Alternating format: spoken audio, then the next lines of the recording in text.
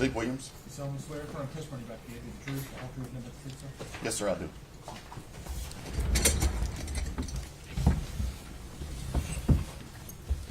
Good morning. Morning. Scoot up close to the mic. Speak up loud. Okay, Thank you. There you go. You're Steve Williams, is that correct? that's correct. And you were previously employed with the Sullivan County Sheriff's Office, is that right? That's correct. All right. How long were you employed there? Just under 34 years. All right. So back in February of 2020, were you working at the Sheriff's Office? That's correct, sir. And what was your position or assignment there within the Sheriff's Office? I was lieutenant over criminal investigations.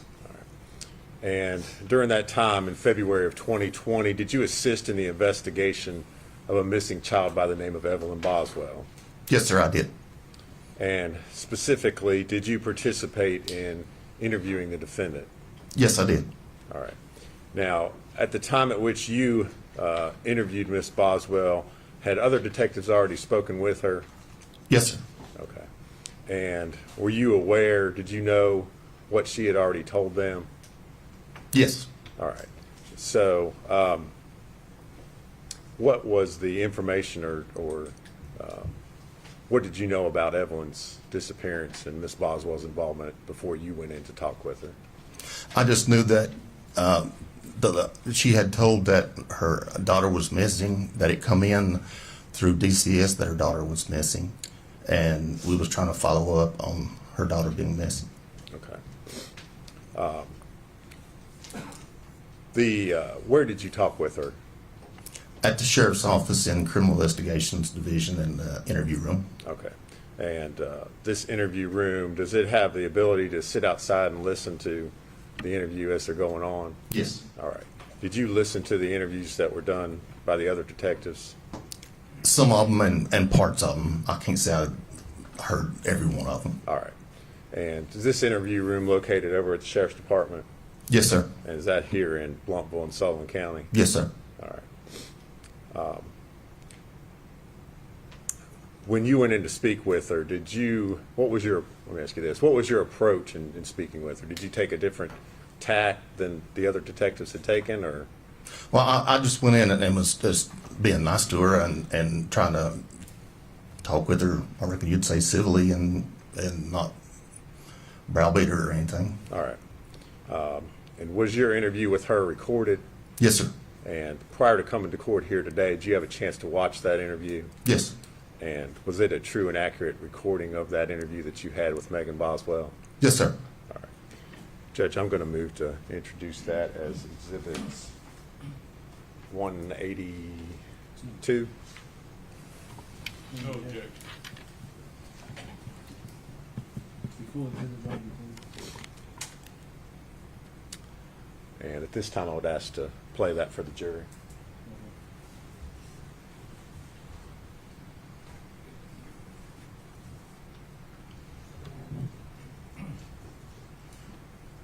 Hi, Hello. I'm Steve Williams. How long does it take, okay? Don't go nowhere. I can't go nowhere.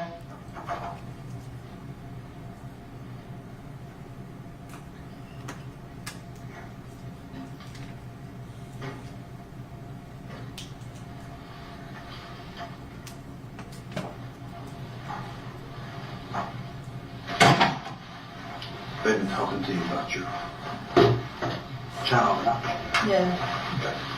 Okay. And where's the last time you saw your child? I'm coming on and telling her. Right after Christmas. Where? Ethan. Okay. And you say Ethan, does that mean Ethan's in Louisiana or Ethan's? In Boswell. Like I told him, I don't know if he took and dropped her off somewhere right after I dropped her to him, but I don't know what's going on. Where did you give her to Ethan at? Blumpville. I was your grandparents' house. Okay. And what's his grandparents' name? I know his grandma's name is Sherry, but I do not know his grandpa's name. Okay. Have you ever been there? Once or twice. And you've met him?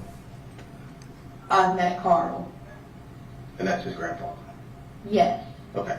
And I'm sorry, I didn't mean to tell you I didn't know his name, but as soon as you asked me, it spit right on my mouth. that's no problem. Am I asking questions here all night? No. We'll be done in just a few minutes. Okay. Why, are you in a hurry? I mean, like, no, but if they're gonna keep questioning me and keeping me in line, like, I want an attorney.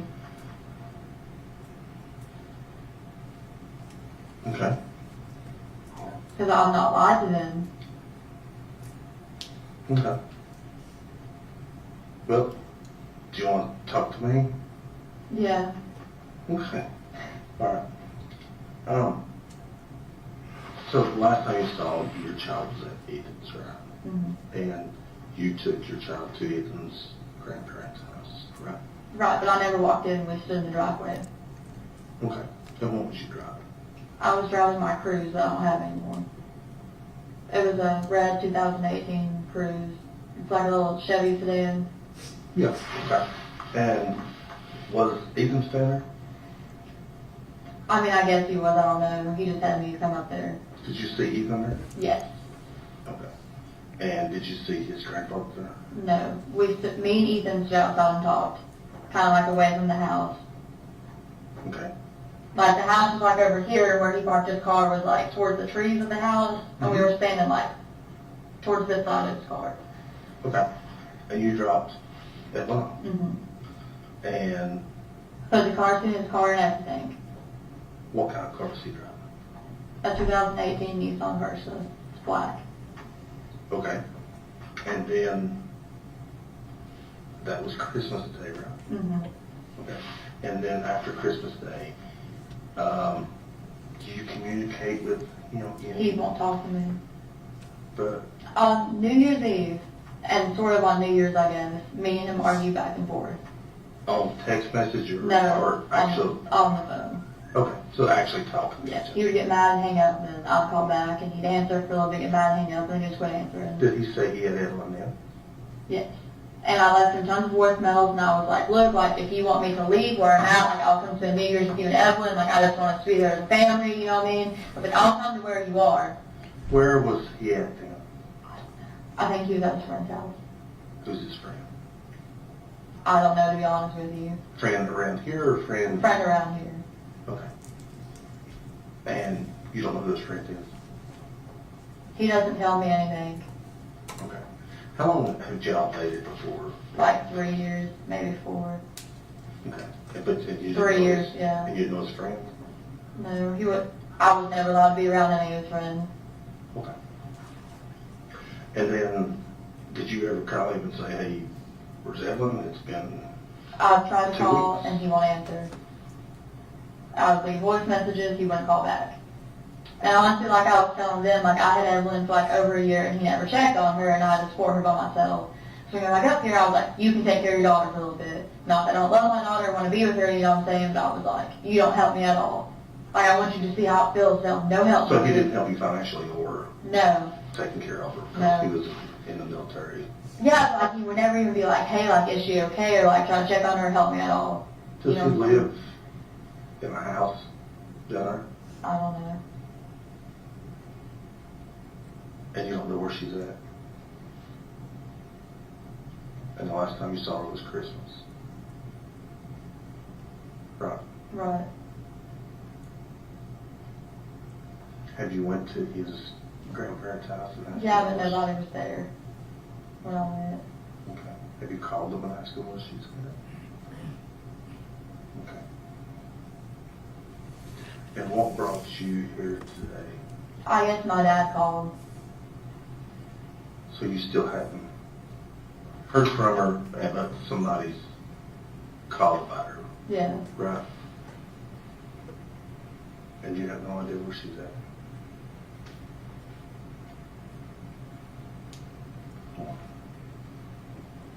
Okay.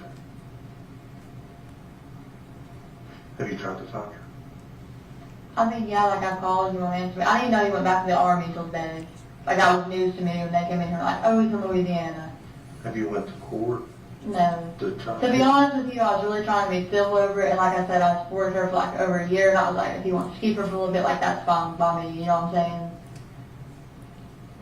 My mom had a baby when I was like 12, 13, I don't remember, it's 2013, so I guess I was 12.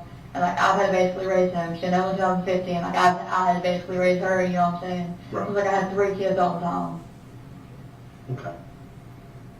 And I was like, it's his kid, if he wants to keep her for a little bit, like, by all means, you know what I mean, I'm all for it. And like I said, it's something I don't love Evelyn or want to be with her, but it's just, you know what I mean, it is what it is. Is he my girlfriend? Ethan? He might, I don't know, he used to. She lived in like, I don't know if they were dating, let me take that back. He was talking to her, but she lived in like really sketchy apartments in Kingsway, like the government housing one. I don't think they were cloud, but I guess that's torn down, so I don't know. You know what I mean? Mm-mm.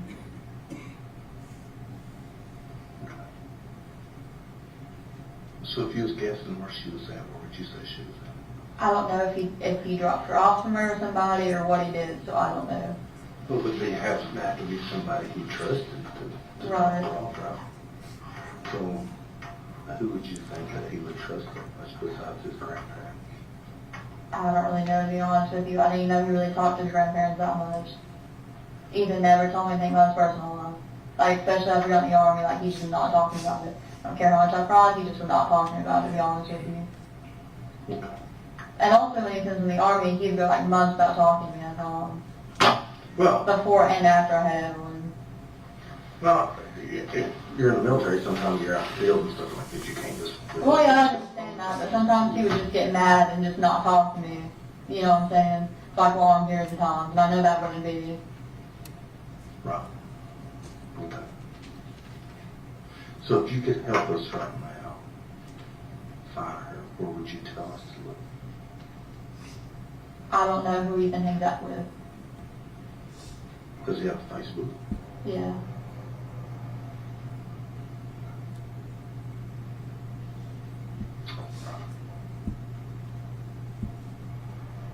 Does he put a lot of stuff on Facebook?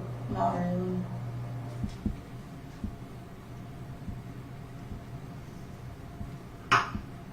Do you have a Facebook? Mm-hmm. Do you have communicate on Facebook? He does not respond. I think he blocked me on Facebook now. He blocked me on Instagram. Just 'cause he didn't want to talk to me. Okay.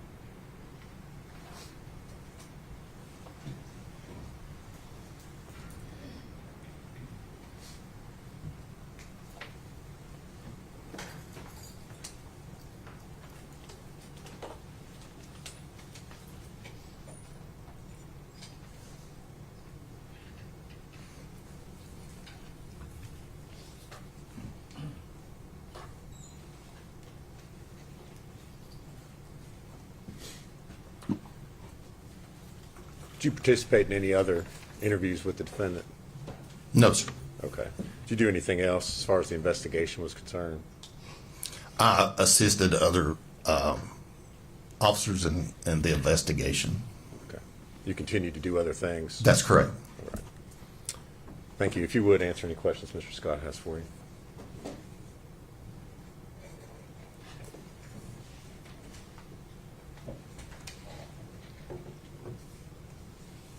Good morning. Morning. How are you? Good, and you? Good, thank you for asking. What time did you take this interview? I don't recall what time of day it was. I think it was in the evening. Okay. It's my understanding at this point that Megan had been interviewed by Tracy Haraz and a DCS worker, and then later by Michelle Gillen, and then you, is that correct? I couldn't tell you the exact order of the people who went in and interviewed before me or after me. I can't tell you that. I don't know. Okay. Your interview and those other interviews that day, they were basically a continuation of the same interview with different people. Is that? There was several officers and agents that or several officers that interviewed that day. Okay, but was it basically a continuation? I've talked to her, and now you go talk to her and see if you get more. Yes. At one point, she asked you for an attorney. No, sir. Because you didn't feel like she did. No, sir. She said, if this happens, I want an attorney. Okay. She didn't say I want an attorney. She said, if this happens, I want an attorney. You had instructed her not to go anywhere. The sheriff's office is a secure facility, and we can't have people walking up and down the halls of the sheriff's office. Okay, so she wasn't free to leave the room she was in. If she wanted, Well,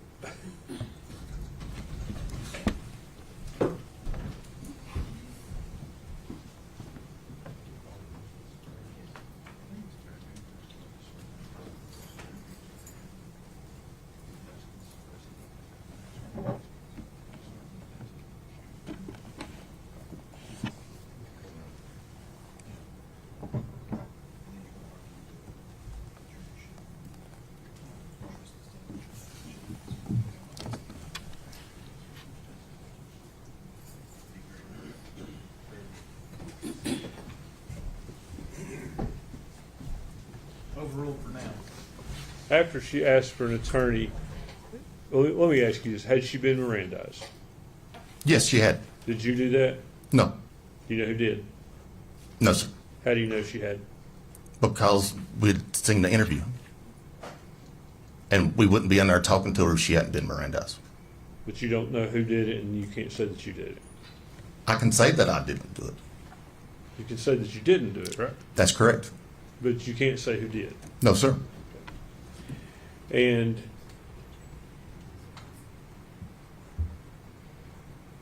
as it relates to her question for an attorney, and this will be kind of my last question on that, you didn't stop questioning her. You said, do you want to talk to me? You continued asking her questions, correct? That's correct, because she never asked for an attorney.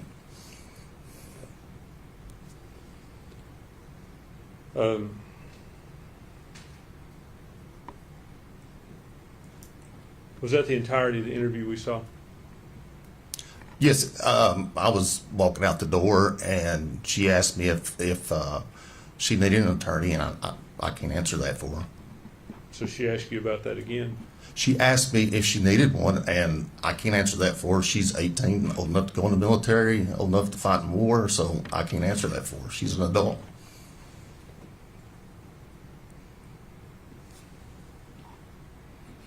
What time did you come on shift that day? Do you know? I usually come to work at 8 o'clock, but I can't tell you that day. It was probably 8 a.m. I'm just trying to nail down the time period. It would have probably been in the evening if I was guessing, late afternoon. By late afternoon, you mean before 6 o'clock? It would have been right around 6 o'clock if I was guessing that day. Okay.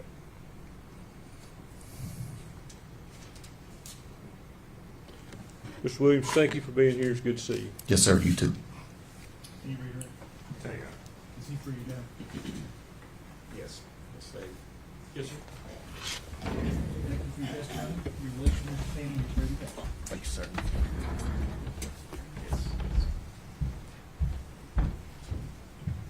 State would call Joey Strickler.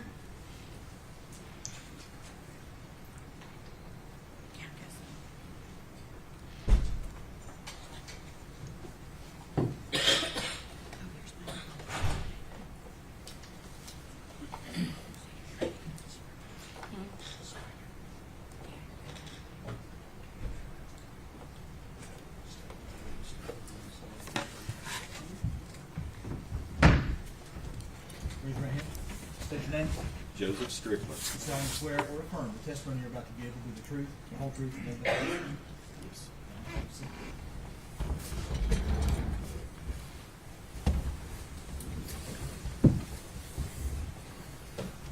Good morning. Good morning. Can you please tell us your, actually just spell your last name for us for the record, Strickler, Strickler. okay? And where are you currently employed? The Second Judicial District Attorney General's Office Okay. How long have you been employed there? since September of 2021. Okay. And what is your title there? Victim Witness Coordinator. Okay. And prior to that, were you employed in law enforcement? Yes. Sullivan. Oh, excuse Okay, me. go ahead. Tell me where. Yeah. Sullivan County Sheriff's Office. Okay. What was your title at the Sullivan County Sheriff's Office? Captain over Criminal Investigations. Okay. And how long had you been captain of criminal investigations? I was with the department for 30 years before I retired, and on two different occasions, it was several years. Okay. So could you give the jury just a brief rundown of your experience with the Sullivan County Sheriff's Office? I started out in as a when I graduated from college. I started out as a corrections officer and worked my way up to a patrolman, and from patrolman went into detective division, and then worked my way up through the ranks there to being a captain over the criminal investigation division. Okay. And were you employed in that capacity in late 2019 and early 2020? Yes, I was. Did you assist in working the case of missing child Evelyn Boswell? Yes. Do you recall what your role was in this investigation? Was the captain over criminal investigations.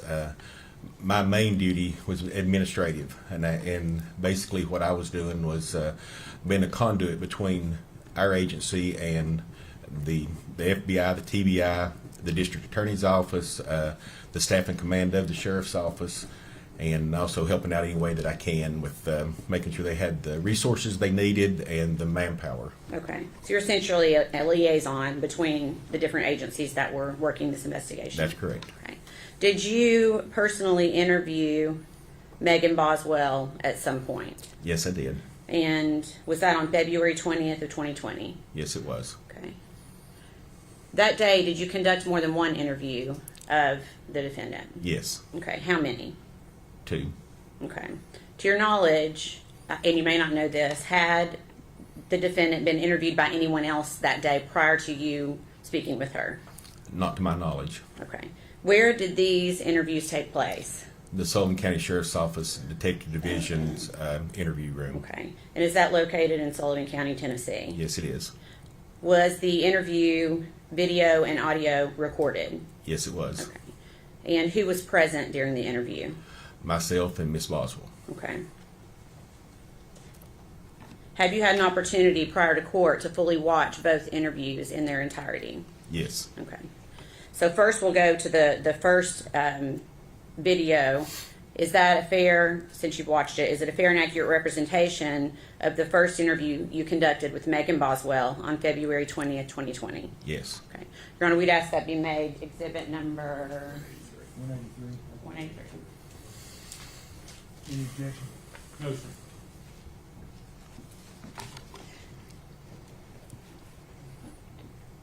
And then permission to play it at this time for the jury.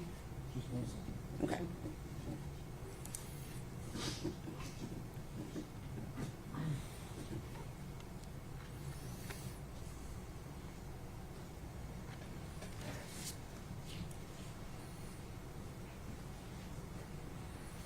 Okay. Hey, I'm Joey Stricker. I'm the captain of criminal investigations. They called your boyfriend Hunter, Yeah. and he's supposed to be, I reckon he's supposed to be coming to big jail. So, I was wondering if my mom can get me. oh, you want your mom, not him? Yes. Okay, I can do that. Take care of Okay, that. well, can I ask you something you answer me honestly? Okay, so like when I got on the other cop's car, he was telling me like Hunter had like orders of protection against him or like domestic assault or something. I can find out. I don't know. Can you tell me that? Oh, I could tell you that if I knew it, but I can find out for you. Can Sure. you? I mean, I'm not trying to be mean like he does, like I just really like don't want to be around that kind of person, you know what I mean? I don't blame you. Okay. Let me see if I can find out for you. Be right back.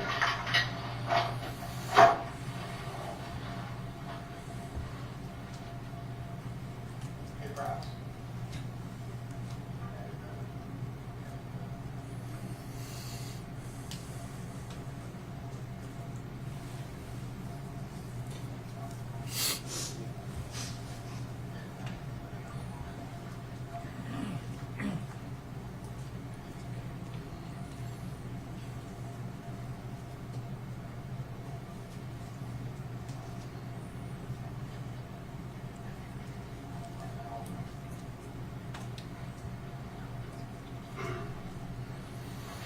They're calling right now. But tell him no mom can get me. Yeah, I can do that. Yeah. You know, I've been watching, you know, those videotapes. I've been watching it. I've been doing this a long time. I've been a cop for 30 years. And it breaks my heart to see a young lady like you, and you have a child. We don't know where it's at. Did you watch me cry? I was trying not to cry for them. That's okay, though. That's okay. Okay? Because the fact of the matter is, you give a Maggie, is that right? That precious little baby's somewhere. I don't know. And I honestly believe, I want to believe that you would tell us in a heartbeat if you knew where that child was at. And is there any way that you could think, maybe help me to find that little baby? I really don't know. I'm sorry. I'm telling you, I'm gonna cry. That's okay. That's okay. Okay? It's okay. I know you've not seen her in a while, and I know, we've been talking to Ethan. We've had him on the phone. We've had his captain on the phone. And we've been talking and trying to find this baby. Is there any way that somebody has that baby that's a friend of yours or a family member that's afraid that if they're afraid to tell us, or they're afraid that you'll tell us, so they want to keep I that don't know if you know that I dropped her off somewhere. What happened? I was trying really hard to cry, but I was like thinking about her. I dropped her off, and she's asked what she's wearing and stuff like that, and I'm sorry. That's okay. That's okay. It's okay. I understand. Please, we're just trying to find out what happened to that little thing. And, I'm a daddy, and it breaks my heart to know that this child could be with someone that don't love it, that don't take care of it, or, God forbid, something bad's happened to that baby. And, the thing about it is, everybody's going to point back to you because you're the mama, and you're the mama that let the baby go. When I say let the baby go, I mean you're the one that took the baby and said, here. I know, but I was similar to her dad, and I thought it'd be okay. You say you thought it'd be okay. Do you think something's happened to it? I mean, no, but I didn't think that, I wasn't going to see her for months at a time or something like that. What I did, when all this started happening, I was like, oh, well, I don't want to be my mom just to try to, solve myself. I don't want to do that, you know what I'm saying? I don't want to be that person who does all that, you know what I mean? And, I just wanted her for over a year by myself. And I was like, if he wants to keep her for a little bit, it's fine. But how old are you, may I ask? 18. You're just a young lady yourself. You're a brand new mama, and you're thrown into a different world, wasn't you? And I can understand you feeling that way and saying, hey, I just want a little bit of time to myself, a little bit of time to be me before I have to be a mama. And you had all these things that happened so quick to you, it's, bless your heart. My heart goes out to you, but I'm telling you, we've got to find that little thing. We've got to find her. And do you remember when she broke her arm? Somebody said she broke her arm. I don't know if she actually broke her arm or not. I just know it was bruised. I never saw it, so I don't know. You never saw the bruise? No. And did this happen after you had gave her to you? Okay. Okay. Well, now, when they say that you dropped the baby off at his parents? His grandparents. His grandparents? Me and him stood outside. We didn't go in. And where was the baby at? On my hip. And then I let her kind of go to him to get used to him. And I stayed about 30 minutes and she was fine. So I left. So okay, did the grandparents ever come out? No. They never did come out? No. Okay. And then that was the last time you seen her? No, I saw her the next day. You went back and seen her the Just next for a second. Beaton brought into it. He told me to leave. Okay, who was with you when you went back It up was there? just me. Just you. Now, was you dating anybody during that time after you left? Hunter. But I didn't really tell me and Ethan were into it. Okay, so you went from Ethan to Hunter. Okay. Okay, how long did you know Ethan? Can you tell me a little bit about him? I mean, I met him know my what- freshman year of high school. Where'd you go to school at? Central. Okay. Okay, so you just graduated last year? Yeah. Okay. Okay. So, wow. And where'd you meet Ethan at? At school. So he went to Central also. Okay.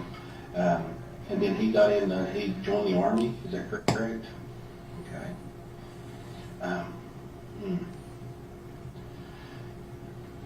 So the last time you seen your daughter was sometime around Christmas, the day after that you dropped him off. You went and he didn't want to let you talk with her, or be with her, or anything. Was there a confrontation or anything? He just basically ran you off or say, hey, you're not talking to my I think he baby? just basically ran me off. Okay. When you all met down in El Paso, when you went down there, did you all just be down there and you turn around and come back home with No, I him? stayed for a little bit. He didn't come back home until a couple weeks after. So did you bring the baby back with you? You had the baby with you and you Yeah. brought it back, okay. And then where was you staying at that time? My dad owns a trailer park and I was staying in one of his trailers. Okay, okay. And your dad's Tommy. Tommy? Okay. So you were staying at these trailers and in the trailer park, where's that located at? Do you know where Sugar Hall Road is? I sure It's like do. on the corner of Sugar Hall and Boswell. Oh, yeah, I know where that's at. They're like storage units across from it. Yeah, that's up there close to Mooney's, the restaurant, or little restaurant place. Yeah. Yeah, okay. All right, so you stayed there, and then you moved out of there and moved in with Hunter? Yeah. Okay. Did Hunter ever see the baby? Yeah. Hunter see Not it? much, I won't lie to you, just because Well, I'm that's worried fine. about bringing Evelyn around people, you know what I'm saying? I understand that. And also at the time, I'm not gonna lie, like Hunter told me he's on probation, we went to him before, you know what I'm saying? I'm like iffy on who I bring her around, you know what I mean? Okay. So you was thinking that you were doing the best for your baby by Not having her around. him and I know that sounds bad, but like now that I know him better, I don't think he's a bad person, don't get me wrong, you know what I'm saying? But I only known him about like a couple weeks when I moved in with him, you know, when I was kind of like taking me out, you know. okay. Didn't really have anyone else to go. But that led you to, I guess what I'm trying to say though is, that was a natural route for you to go as far as if you wanted someone to watch Evelyn was take her to Ethan, Yeah, her dad. her dad. Okay. Wow. We're fixing to send out what's called a nationwide alert. So we're trying to find this baby, and I don't know what's going to happen. I just pray to the good Lord above that we're going to find her, and we're going to find her alive, and find her well taken care of. Because I've been doing this a long time, and the worst thing that's ever had to deal with is the death of a child, or a baby that's been hurt, or a baby that's been abused. And I have a lot of nightmares about that, and it's been too many to count through the years. And all I want to do is stand up for that little baby that may not be able to stand right now. And I need your help. I do. I need your help. And if you can think of any way, fashion, or form, to know where that baby's at, or where, just to point me in the right direction, please help me. Please help me. I want to bring it back in. Bring her back in. I don't know. Is there any way that can you tell me a reason why that you didn't reach out, see it's Christmas, to the family, to try to find Evelyn and talk to her, to just eat up and even put her on the phone, let me speak to her? Because I was really just trying to resolve between me and Ethan, to be honest with you. You was what? Just trying to resolve it between me and him.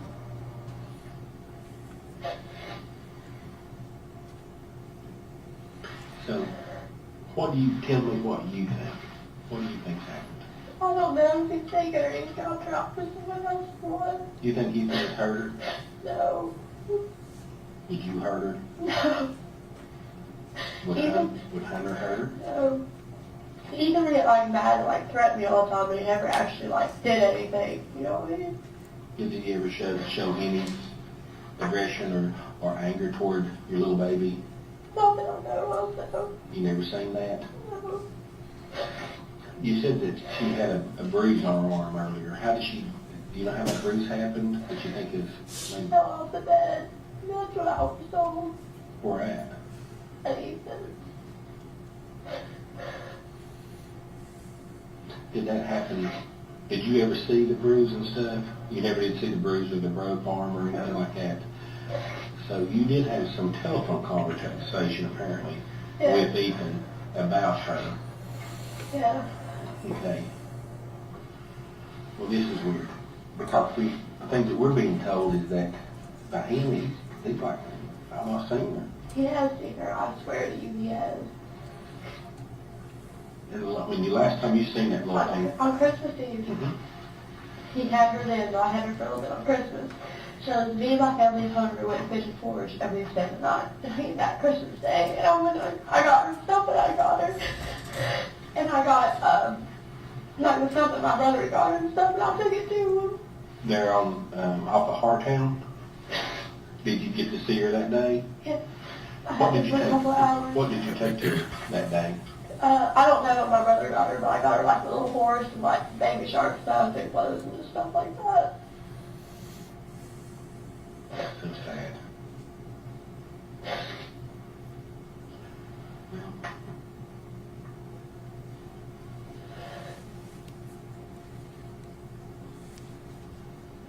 I don't know. I don't know where this is going to lead to.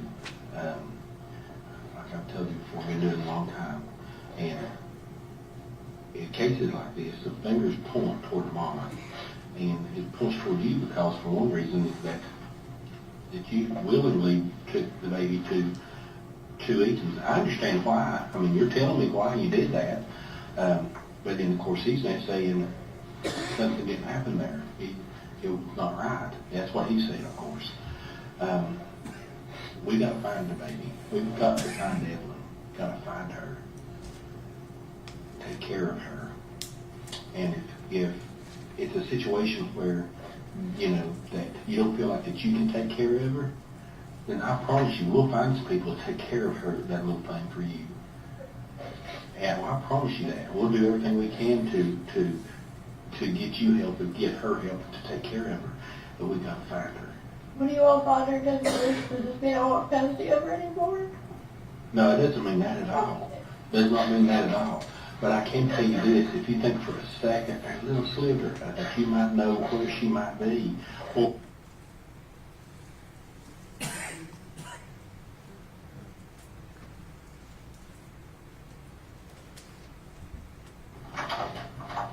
damn.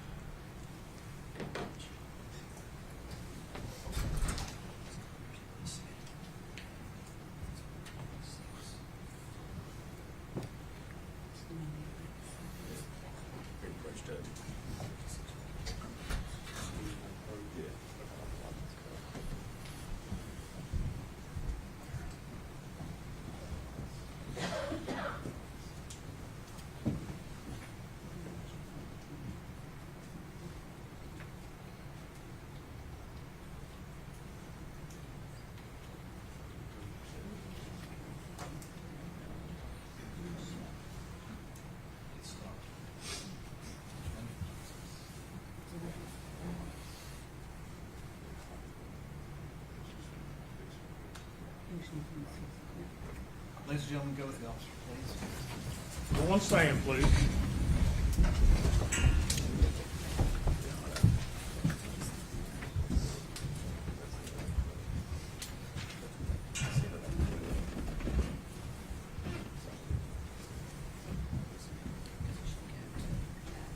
Yes.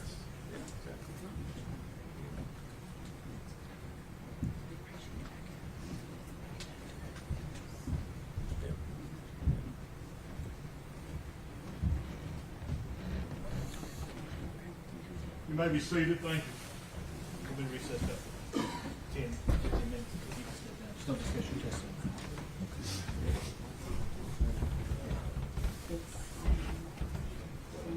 It's on.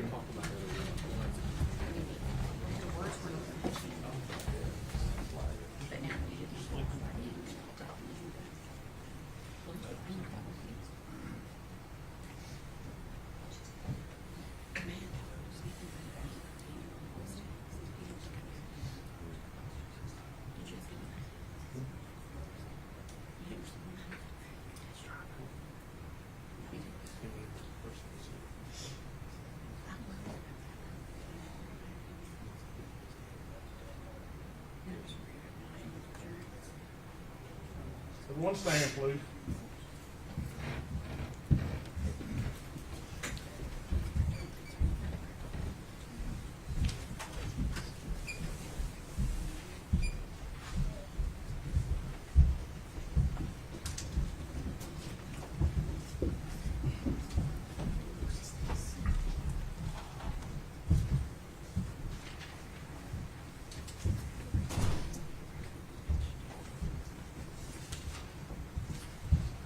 You may be seated, thank you. All right. Go ahead and get back up. I mean, to be around that. If he's an abuser and stuff that you didn't know about, you don't need to be around that. And, we'll find out. And I'll find out if your mom can come and pick you up, okay? I don't know her number, Hunter has it.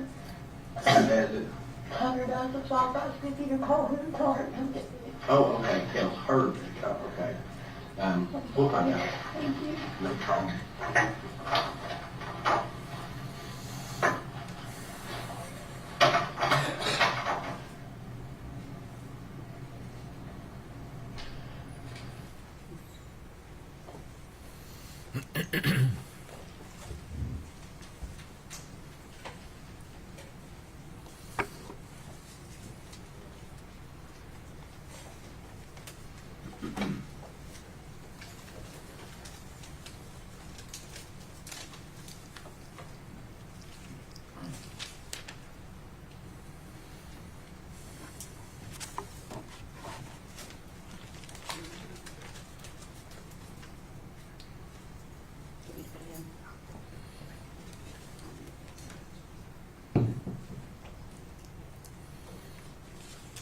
Okay, so now moving to, well, prior to the second interview, you stepped out for a few minutes?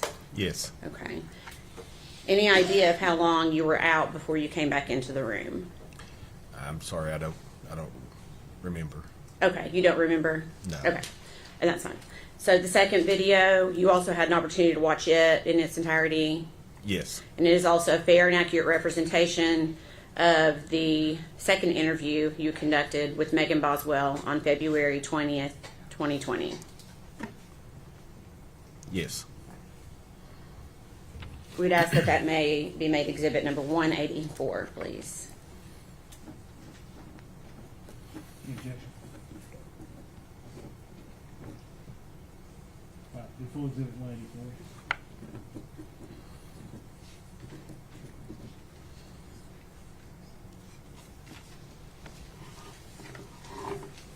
And permission to play it for the jury.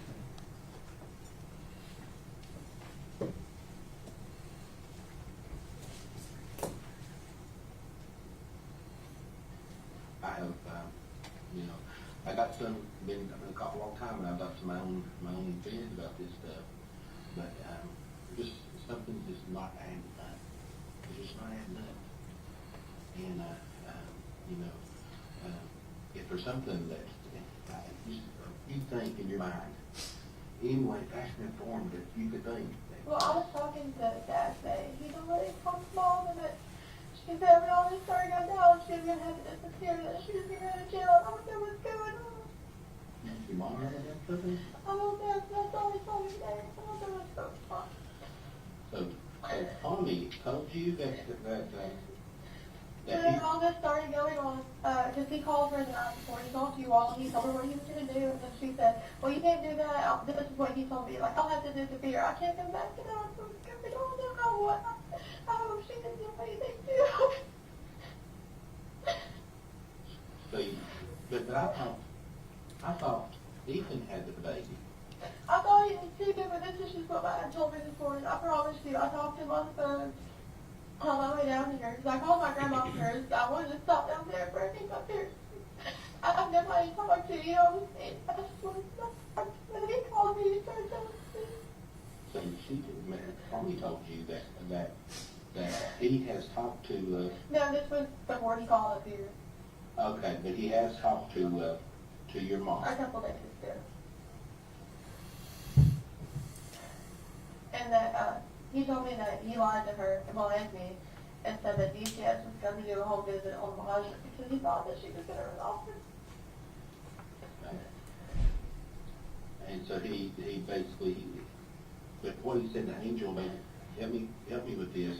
If he told Angel that he was going to send DCS to, And on Evelyn and stuff, and he told me that she said, oh, like, I'll have to leave, and like, nobody can ever find me again, like, I'm here to chill, and stuff like that. I'm sorry, I don't mean to eyes, that's just the last breath of space.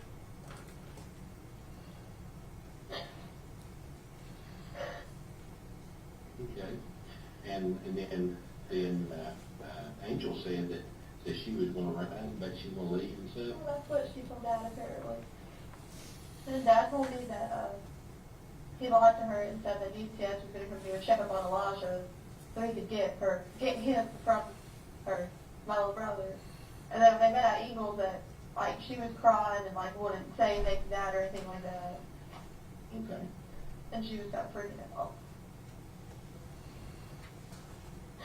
I'm sorry, I just always had, like, so much faith in my mom and the fact that even the thought that she would do anything just really, like,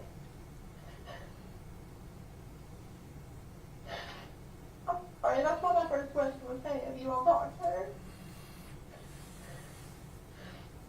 And yesterday, the whole way up here, she was, like, bitching at me, saying that, like, I won't lie, I lied, she didn't run out of gas, she just wouldn't tell me. I knew. I'm sorry.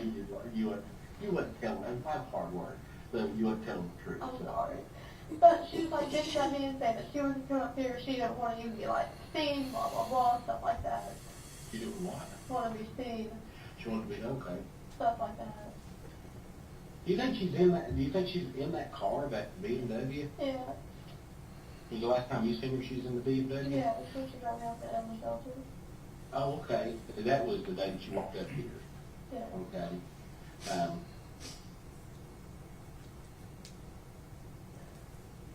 Was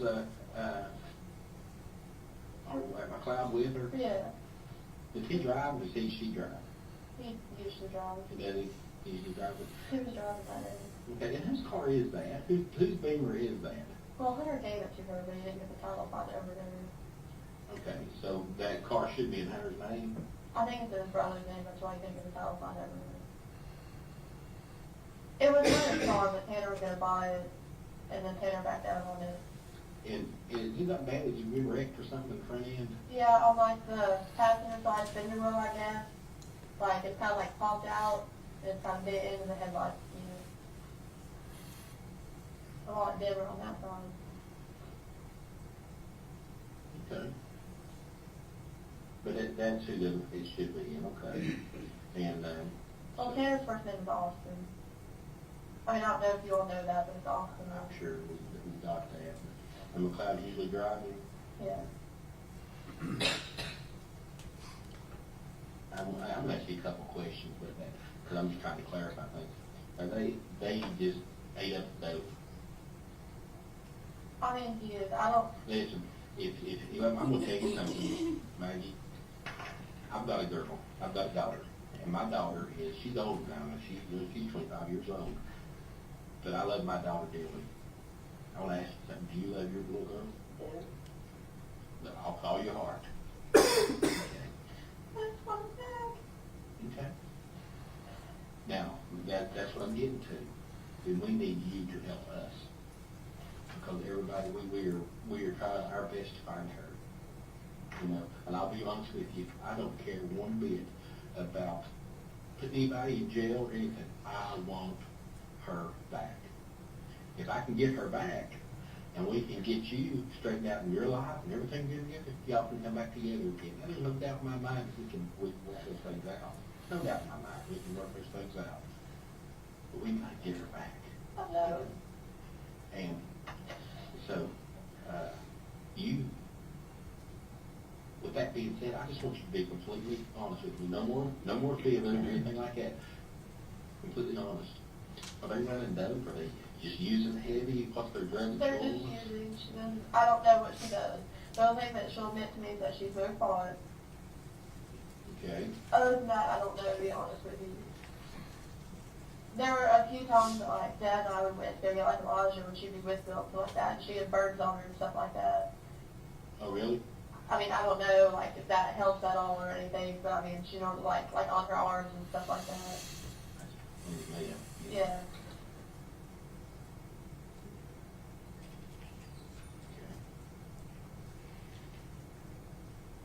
Now, does she go by Angela or Angel? Angel.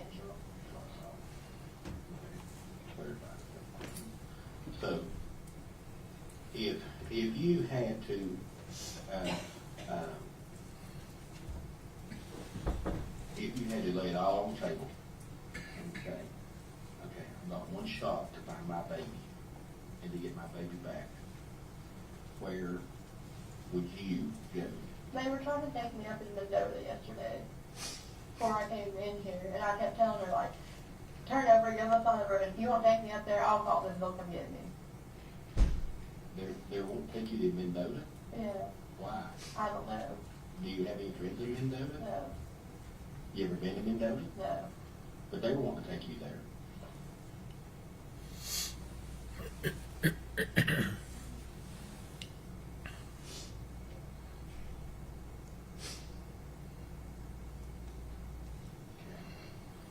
They want to take you there yesterday. It was. Well, they wouldn't tell me where we were going. I just saw the road sign. Let me take that back. I understand. So what route stopped the city? Like, State City Highway, one that had like, you know, the little arrow pointing like Mendoza, and it's like 5 miles away or something like that. Okay. We were headed in the direction of Mendoza. I mean, maybe they weren't like, we take me there, but that's just what I thought. Like, they would not tell me anything. Okay. Does he have any ties to people over there in Virginia? As far as I know, all of his family's from North Carolina. Okay. Have you ever gone to see his family in North Carolina or anything like that? Okay. So, when I asked you that question about laying it out there where you might be going, or if you had a chance to get your daughter, to find your daughter, Well, Dad keeps saying that Mom knows something. That's why she's like, you know, not answering anybody, kind of just disappears. now, you know, I know that you said that you gave Evelyn over to Ethan. But Mom also told me that she's talked to Ethan since then. Your mom has talked to Ethan since. That's what, I don't know, like 110%, that's just what I've been told. She told you that? Angel told you that? Yeah. If you want questions her and find her, can you please not tell her that I like? Oh, absolutely. Don't Okay. you worry about that. Okay. Let me tell you, don't worry about it. I want her. I want your baby back. Okay? I want Evelyn. I want her back, safe and sound. I want her. I mean, those pictures of her. That picture of her and you. I'll be honest with you, I got that on my wall in my office of you and her. So that makes me want to go that much farther and try to find her. Okay? And it breaks my heart to know that she, I don't know where she's at. You know, could she be with someone else? Could they be treating her good? I mean, is she okay? That type of thing. And then on the other side of the coin, oh dear God, could somebody have killed her? Could that little baby be in a ditch line somewhere, or maybe in a trash pile, or something like that? And that's what's got me. And but you said Angel has talked. She says that she's talked Yeah. to. She's talked to Ethan, and you pretty firm that you gave let Ethan take care of her right at Christmas. Was it Christmas Day or No, it was Christmas Christmas Eve? Eve. Me and my family went to Pigeon Forge, and I dropped her off before we went. This your little girl did not go with you to Pigeon Forge. No. Me, Hunter, Dad, my brother, his wife, and like their kids with.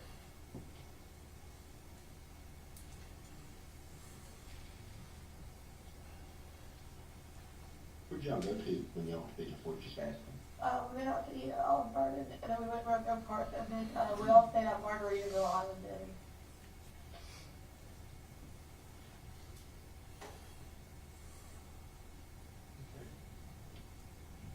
I was thinking there before, it's pretty nice place. So, you come back on Christmas Day, Yeah, and then you went back over. Did you go see? Did you see her on Christmas? yeah. Okay, so you went back on Christmas Day. I had her at Christmas, so, Did you get to see her? for a minute, yeah. Did you let you hold her or anything? Okay. What time did you go over on Christmas Day? I don't really know, to be honest with you. I went to my brother's, picked this up, I probably got like 4 or something, so I guess it was after that, So you took presents to her you know. at Eaton's. And you took them over and did you get to go in or did you just? No, he always made me say that about it.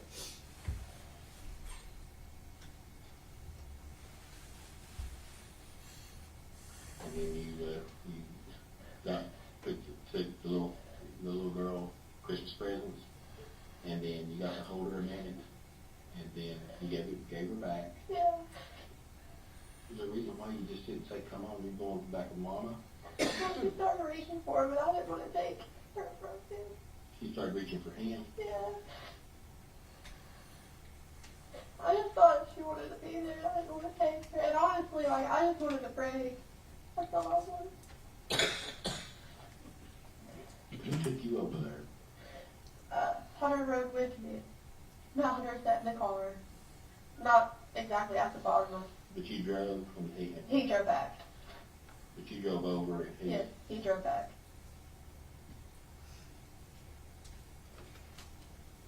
This is my cruiser I had it.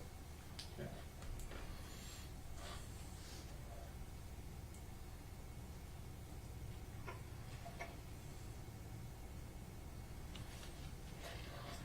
I'm sorry I've been around so much because I've been holding together the past few days. I just can't anymore.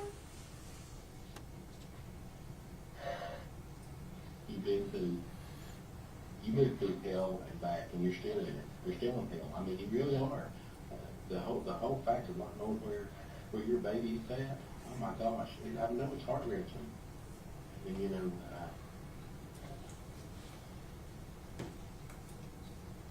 when you left on Christmas Day, did Hunter and Ethan say anything to each other? No. Okay.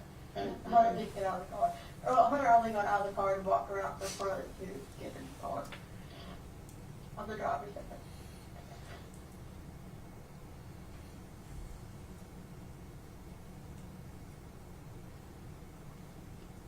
Okay, and you what did you say when you pulled out? Did you just walk back in with I didn't see where he was standing at the top of the driveway.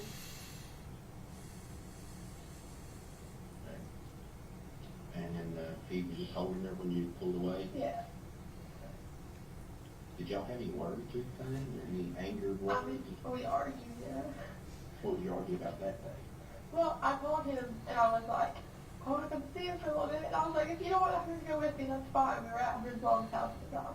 I was like, just let me know. I will bring him. That's fine. You know, I was like, I don't care. Like, I just want to see her. It's Christmas. And he got mad because I brought him with me. But I asked her, I called her. I didn't mean to piss him off. Okay. And then we had that argument again because I won't lie to you. He asked me, like, if I had any more diapers. And I was like, yeah, but, like, I took care of myself for a year. Like, it's your daughter. You can buy her a pack of, like, freaking diapers.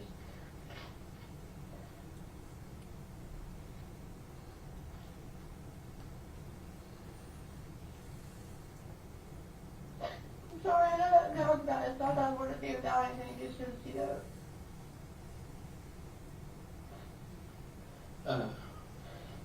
So, Christmas Day, you're saying the last time? No, I saw him the day after that. That's what he said.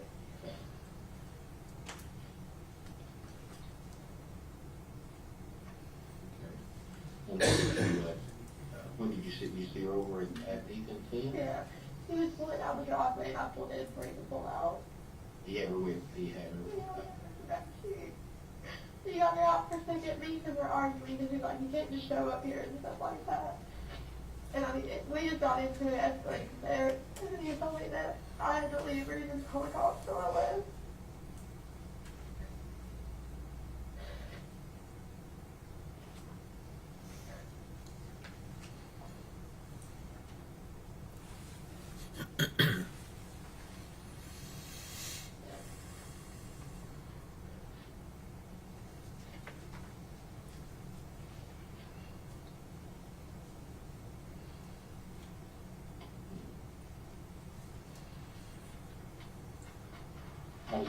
How did Evelyn act when she told you? She didn't like reach for anything. I didn't get the whole thing okay. I'm sorry.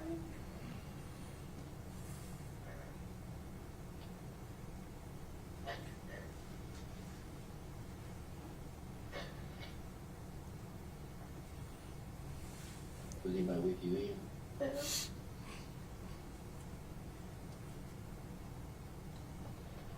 Have you talked to Ethan much after that? I talked to him on New Year's, and he wouldn't let me come over. Or New Year's Eve. If I say New Year's Eve, New Year's Eve, like the 31st. I'm trying to talk to him, he's just not really like answering me. But apparently my mom told me that she talked to him.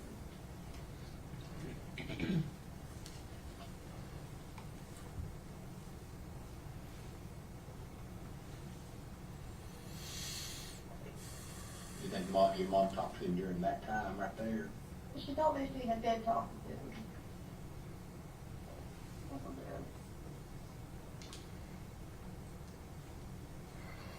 Okay.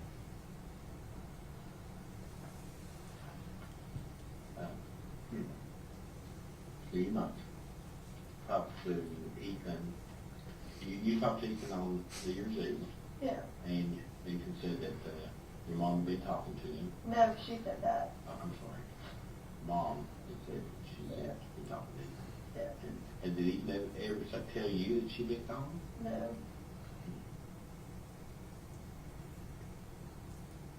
Have you been heard? Um, You think Ethan would hurt? my mom? No, I'm not talking about. I'm talking about him. No. You don't think Ethan would hurt him? No. I feel like if he did do anything to ever someone who thought to take care of him, I don't think he would. Okay. How was Ethan and your mom? Were they cordial? Would they talk? Would they get along? I think they did. Yes, I mean, they didn't necessarily like go out of their way to talk, you know what I'm saying? There was like a few times where they like talked over text over the years, and I was with them for, you know, Okay. 3.5, 4 years. Okay. If you've known Ethan a long time, you'll have. Yeah. Okay. I know this is going back a little bit, but I mean, how long has your mom and Tommy been separated? The reason I'm asking that is because I'm just trying to figure out,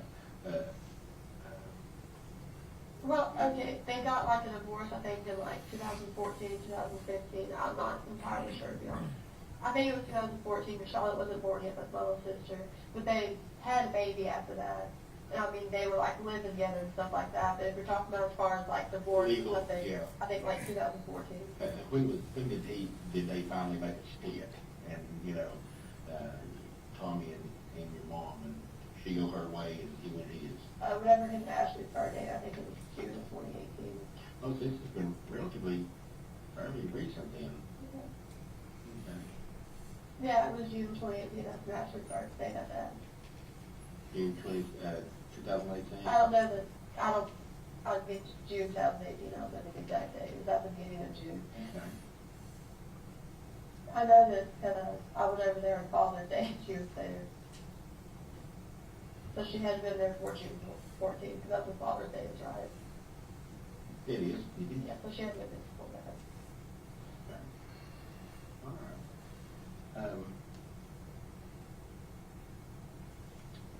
right. If They weren't living together for like a long time, because they were all in apartments in like Popular Ridge. They were definitely like talking and she would go say hi to them and stuff like that. They just weren't like legally together. have you, you've been living down with Hunter, right? Yeah. Okay. And you live anywhere, I know you live in the trailer. Yeah. Over in, down near Boone's, at the hop hangout, you go there and eat and all, what have you. You lived there, and then after that you moved in with Hunter, correct? Okay. I stayed in hotels with you guys. Well, I understand, yeah. But But that's basically, if I had to put a timeline of where you lived and stuff like that, that's what it's yeah. Up until around like March 2018, from February to March I was with my dad, or until April, yeah, and then I moved in with a mommy, that's my grandma, from April, and I stayed with her all the way through October. Okay. Okay. So, so basically. There were a couple nights when my mom was at a hotel that I could stay with her, but as far as like living wise with it was my mommy. And then she's the one that lives where? At the mom and dad's hill, like Down Bay Mom Creek. home. So you live most of May Creek, what do you call her? Oh, mommy. Oh, mommy. I used to call her old mommy when I was little because she practically raised me. Oh, Mommy, okay.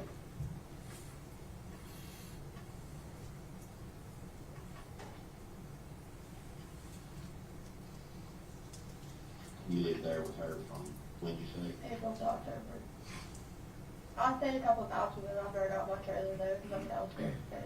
There's a cop that lives right up the road from me that actually made me feel a lot better, so after I seen his car there, I was like, I won't be too bad. Yeah, Because I mean, there's a cop that really like my neighbor, and I was like, it's fun. good, okay. Now, okay, so, and then after that's when you I got my took trailer your a trailer. little bit for Halloween. Okay, Because I took her tree like maybe a couple days before Halloween with my cousin Ashley, not my ex-girlfriend, this is a different Ashley. okay, And like, I remember I took pictures of her in her little costume and she was sitting on the floor. okay.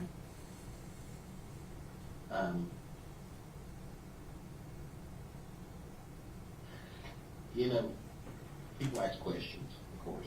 Yeah. And you know, I know that the last seen her on the 26th, okay? And on the 26th,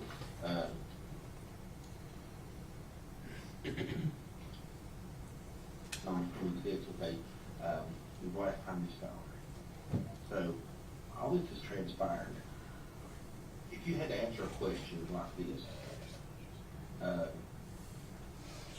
someone comes to you and says, Maggie, why did you call somebody? Mom was talking to me, she told me I should just try to resolve it for me and Ethan. And that's what I was trying to do, and she told me she was trying to talk to him about it.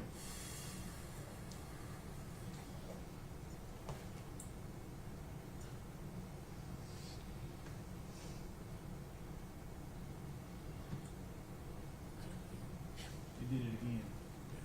Because that's the first time.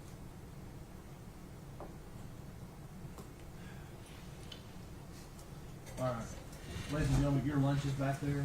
So I want to go ahead and break for lunch and let them try to figure this out. We'll come back probably 1:15.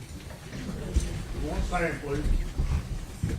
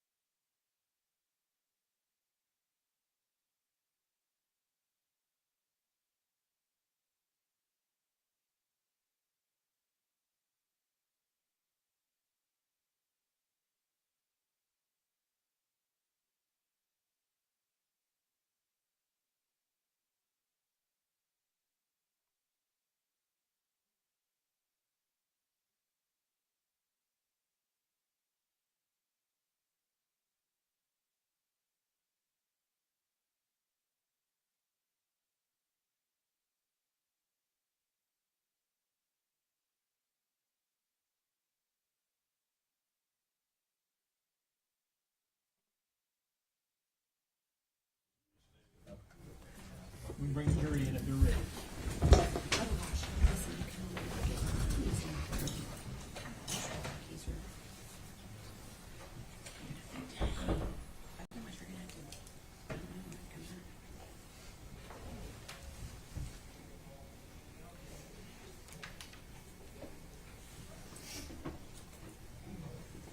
Everyone stand, please.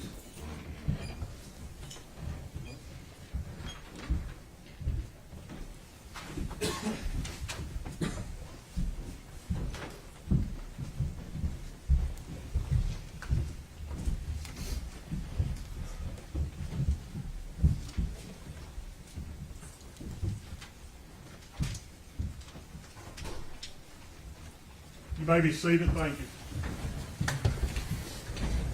All right, gentlemen, you can continue. Your Honor, that was the end of that video clip. We just wanted Okay. to double check. Good. We could go ahead and submit that to the court reporter.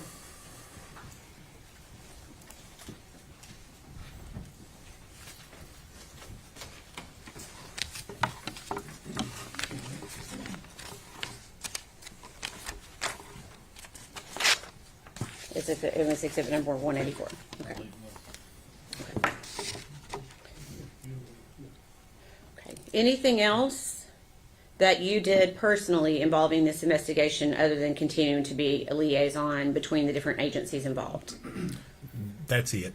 Okay. Please answer any questions the defense has for you. Thank you, Judge. Well, she kind of stole one of my questions. This is the absolute only involvement you had in this case. I won't go back to that a little bit, other than, I guess, your administrative roles as a liaison. That's correct. And these two interviews that you initiated or done with Ms. Boswell, those both the same day? Yes, sir. What date was that? February the 20th. Now, did you Mirandize her? No, sir. Were you the first person to interview her on the 20th?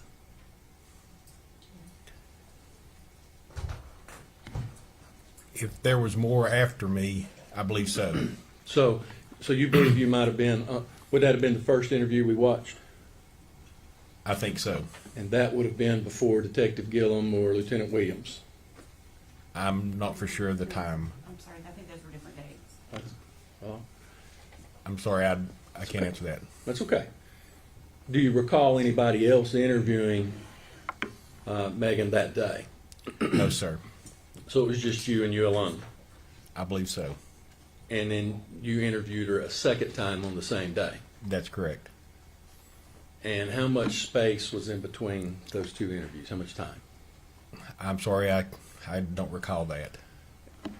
Well, I'm not trying to trick you, but is it an hour, 2 hours, or just? I'm sorry, I don't know. That's okay.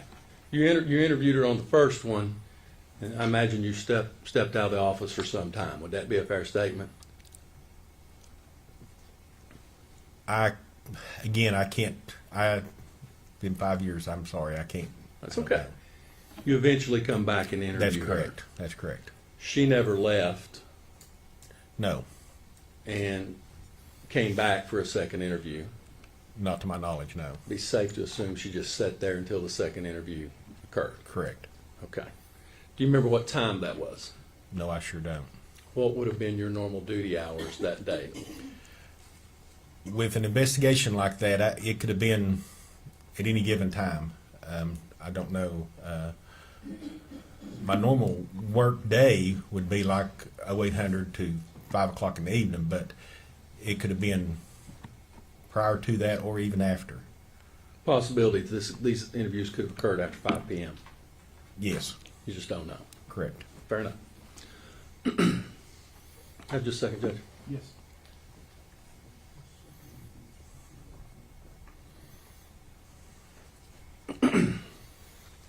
Be fair to say, though, that your second interview would have essentially been a continuation of the first interview, with attenuated by a brief amount of time. That would be fair to say. Okay. And you said you'd been a detective, actually the captain over the detectives. You were the captain of that little division, so to speak. Yes. both literally and figuratively in rank. Yes. And I imagine you've conducted a lot of interviews over your years in law enforcement. Yes.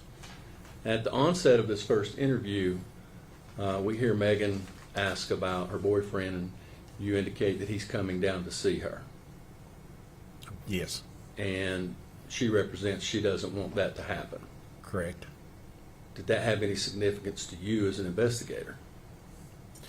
No, not at that point.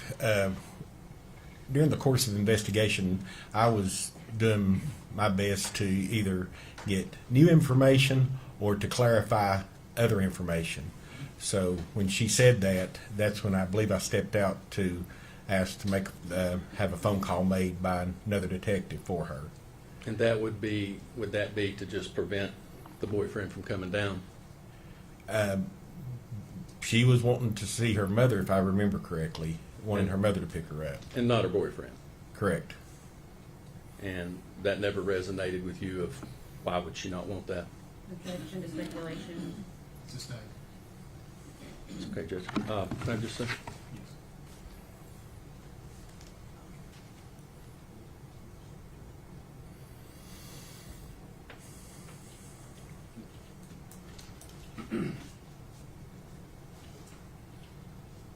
Really what you were interviewing about on this day was essentially the same subject matter, a missing child, that Detective Raz and Lieutenant Gillum interviewed her Yes, on. sir. So that was the focus of all of these interviews. Yes, sir. And so whether you interviewed first or they interviewed later, they would all be a continual interview over a matter of time.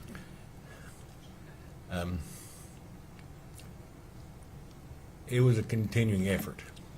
I'll take that. That's all the questions I have, Judge. Thank you. Redirect. No, Your Honor. Is he free to be released? Yes, Your Honor. Yes, sir. Thank you, sir, for your testimony. If you're released from your subpoena, you're free to go. All right, next. That we'll call Jeffrey Blanton.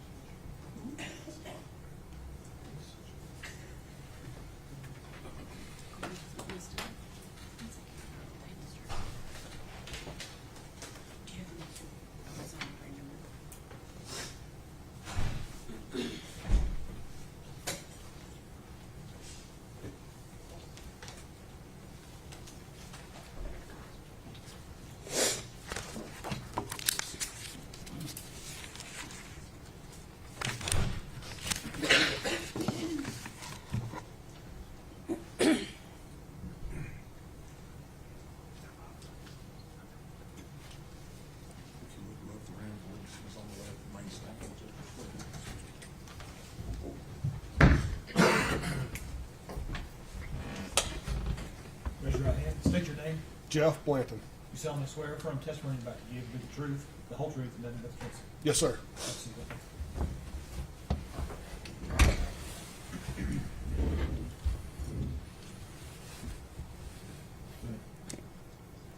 So your name is Jeffrey Blanton. Yes, ma'am, that's correct. And your last name's spelled Blanton. Is Yes. that correct? Yes, ma'am. Okay. Where are you currently employed?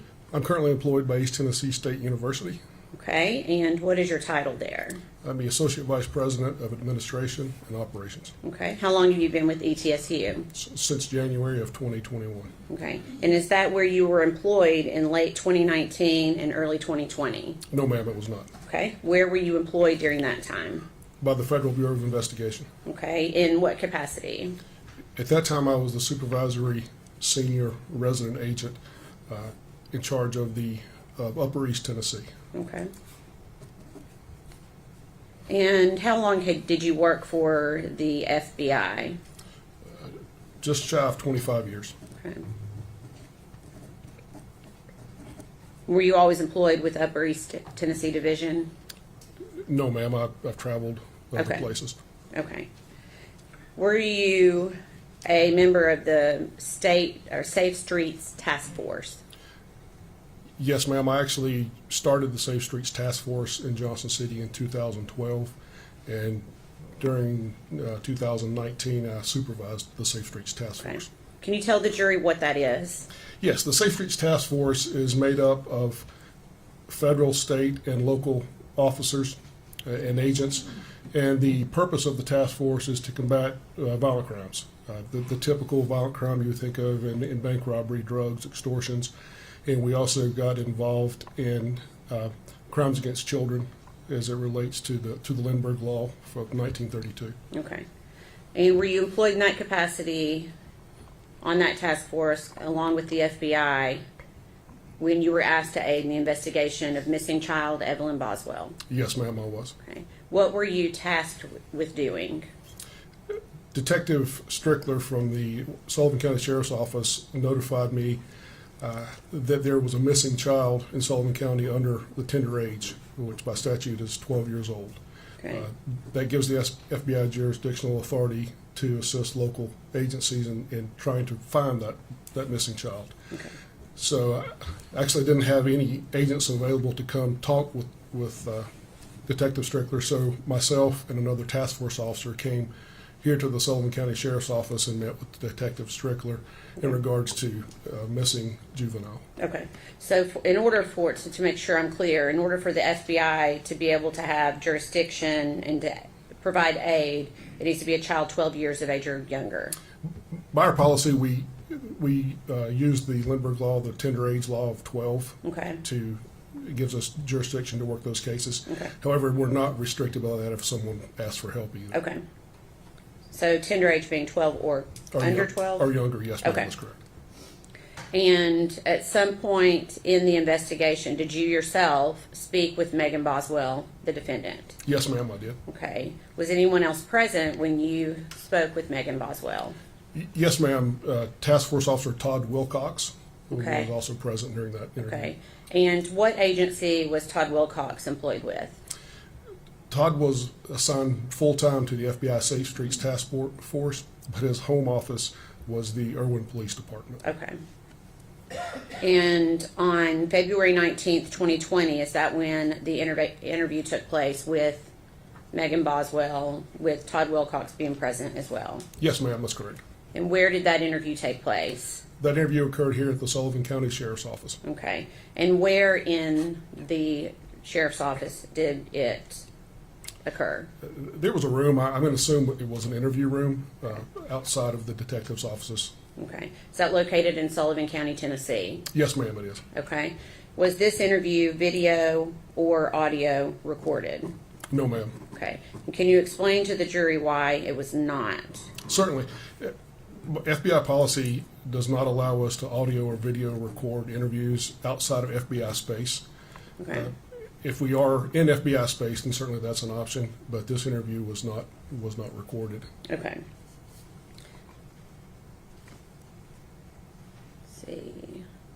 Do you know how Megan Boswell got to the Sullivan County Sheriff's Office that day?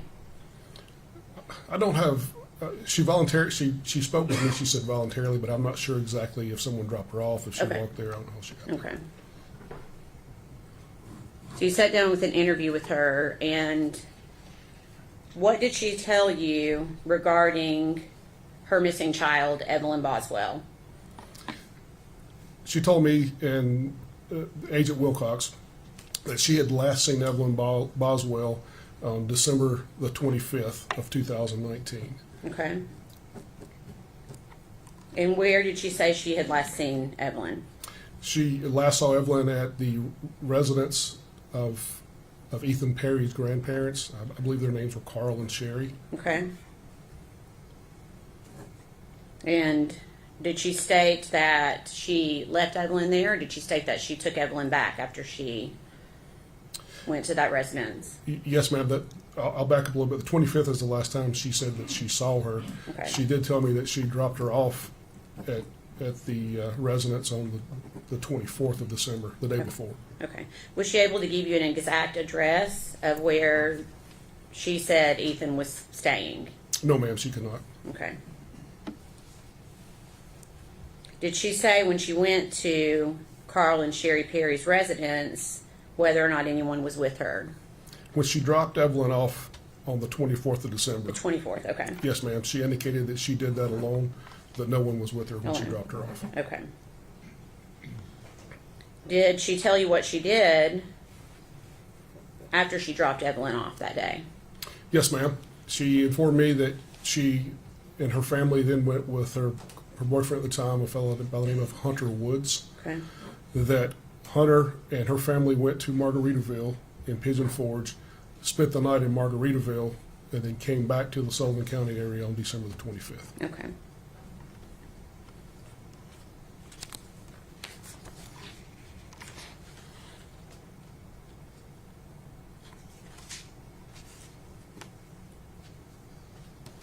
Okay. Did she tell you if she went back to the Perry's residence after she dropped her off on December 24th? Yes, ma'am, she did. She indicated that she went back on the 25th. Okay. Did she say why she went back?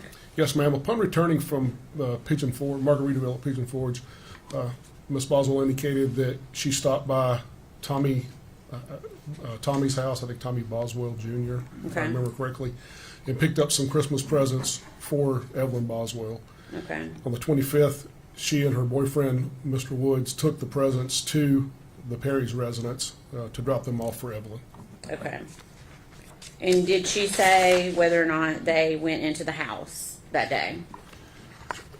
Miss Boswell indicated that Mr. Woods did not go with her up to the residence, that he dropped her off at the end of the driveway. She walked to the residence, and that she did not go into the house that day. Okay. So she indicated that Hunter Wood stayed at the end of the driveway. That's correct. So did she indicate that they didn't even pull up to the top of the driveway to the house? She indicated they did not pull up to the top of the driveway. Why did she say that she wouldn't pull up to the top of the driveway? She had some concern that Mr. Perry and Mr. Woods may get in some sort of argument or altercation. Therefore, Mr. Woods stayed at the bottom of the driveway, and Miss Boswell went up to the residence alone. Okay. And did she indicate that she spoke with Ethan that day? She did, yes, ma'am. Okay. And did she indicate whether or not she saw Evelyn that day? She indicated that she did see Evelyn on the 25th, but according to memory, she saw her on the 25th, but less than an hour. Less than an hour. Okay. Did she indicate whether she saw anyone else at the residence that day? No, ma'am, she did not. Okay. And did she indicate that she went back to the residence at any time after that? I don't have a recollection that she went back. I know she tried to make contact, she said, with her daughter Evelyn later, but I don't recall she going back. She went back to the residence. Okay, so it's your belief that the last date was December 25th? Yes, ma'am. Okay. To your knowledge, did she tell you whether or not she'd ever left Evelyn with Ethan Perry prior to this time? I don't recall that she indicated she had ever left her daughter with Ethan Perry prior to this. Did she talk at all about the fact that Ethan was in the Army? Yes, ma'am, she did.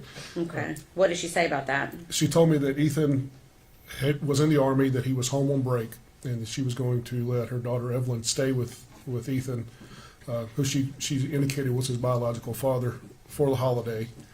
Okay. And that he also indicated that his contract was up, or was soon to be up, with the Army. Okay. Okay, so after that date, December 25th, did the defendant indicate that she continued to go over to Ethan's house to try to see Evelyn?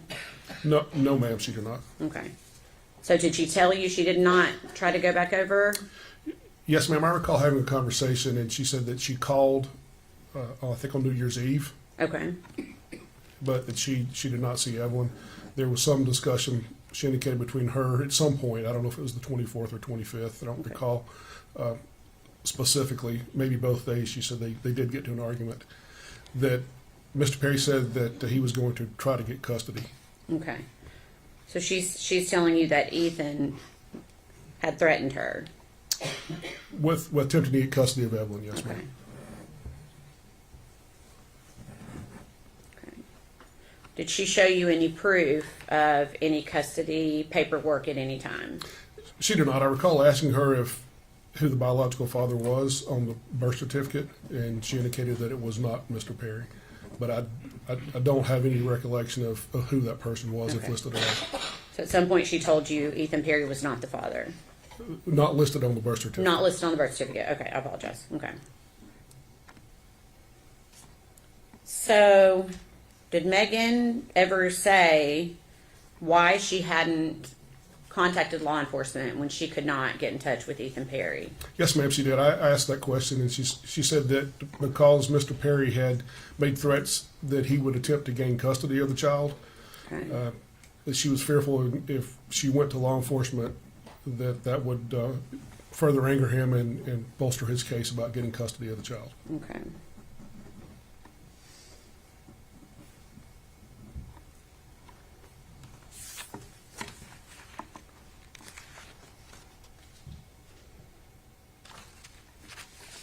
Okay, so Megan has told you that she's never left Evelyn to stay with Ethan before this date. Did she ever explain to you why she felt like it was okay to leave Evelyn with essentially a stranger to Evelyn? She indicated that she was, I recall her using the words worn out, Okay. that Evelyn was attached to her at the hip, and she needed a break, that she had taken care of Evelyn for a year, and she felt like it was time for Mr. Perry to step up, Okay. and that she had also been taking care of her father or stepfather's children, other children in the home, Okay. and she was tired. Did she indicate whether or not she could handle Evelyn herself? She indicated she was just getting too much to handle. Yes, ma'am.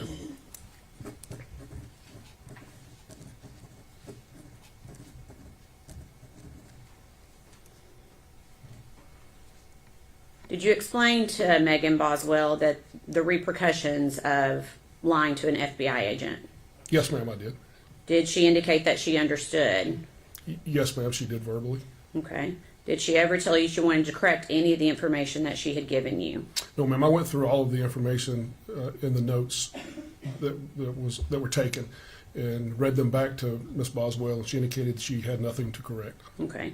So she continued to say that everything that she told you about Ethan was true. That's correct. Yes, ma'am, she Okay. did.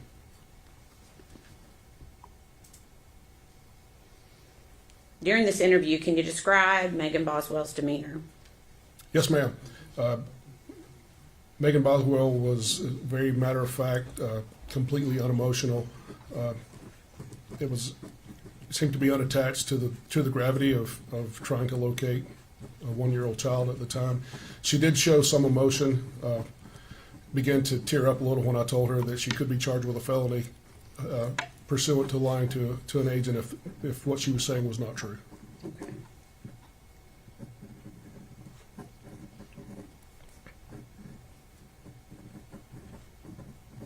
Okay, so after that date, as the investigation continued, were you able to confirm whether the story she was telling you on that date was true or not? At a later date, yes, ma'am, I was able to confirm that she had not been truthful with me during that initial interview. Okay. Please answer any questions the defense has for you. Yes, ma'am. You stop. Good afternoon, Mr. Blunt. My name's Gene Scott. How are you? Great, sir. Hope you are. Thank you. What time of day was it when you arrived at the sheriff's department to conduct this interview? It would have been in the afternoon. I can't give you an exact time, but I recall Detective Strickland calling me. I was actually sitting at my desk, so it was in the afternoon, if I recall correctly. And as I understand it, it was at your behest that the interview was not recorded in that room. You had the cameras turned off because of FBI policy. Yes, sir. The FBI, we take copious notes and document thoroughly, and go back over with the person we're interviewing to make sure the person is true and accurate in what we have documented. And our policy at the time, and I've been retired for a few years, but our policy at the time was not to record those interviews. Okay. Not unless they occurred in FBI space. Prior to conducting this interview, had you watched any other interviews of Megan Boswell with law enforcement? No, sir, I had not personally watched any. Okay. Had you been made aware of other interviews with her? It seems like Detective Strickler may have spoken with her prior to me speaking with her, but I don't know the gist of those interviews. Okay. That's all the questions I have. Thank you. Yes, sir. Redirect. No, Your Honor. Is he free to go? Yes, sir. Yes, Your Honor. Thank you, sir, for your testimony. Yes, sir. You're released from your subpoena.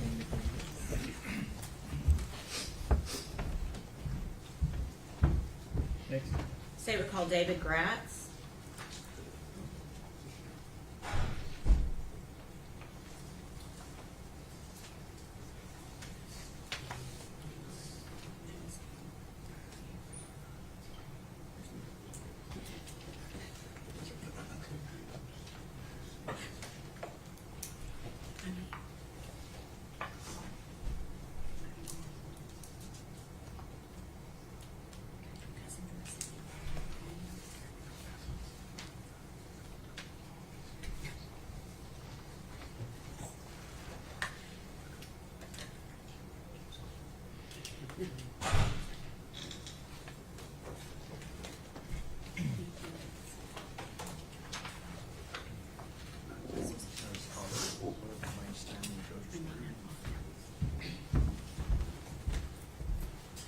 Raise your right hand, state your name. David Gratz. Do you solemnly swear or affirm the testimony you're about to give will be the truth, the whole truth, and nothing but the truth?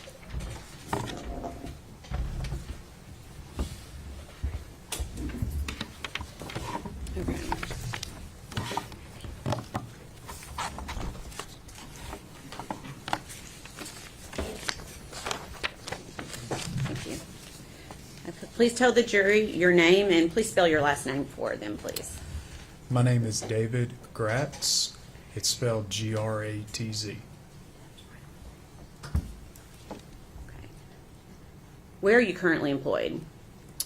I'm an attorney in the private practice of law. Okay. And prior to that, where were you employed? By the Tennessee Bureau of Investigation. Okay. When did you first start with the Tennessee Bureau of Investigation?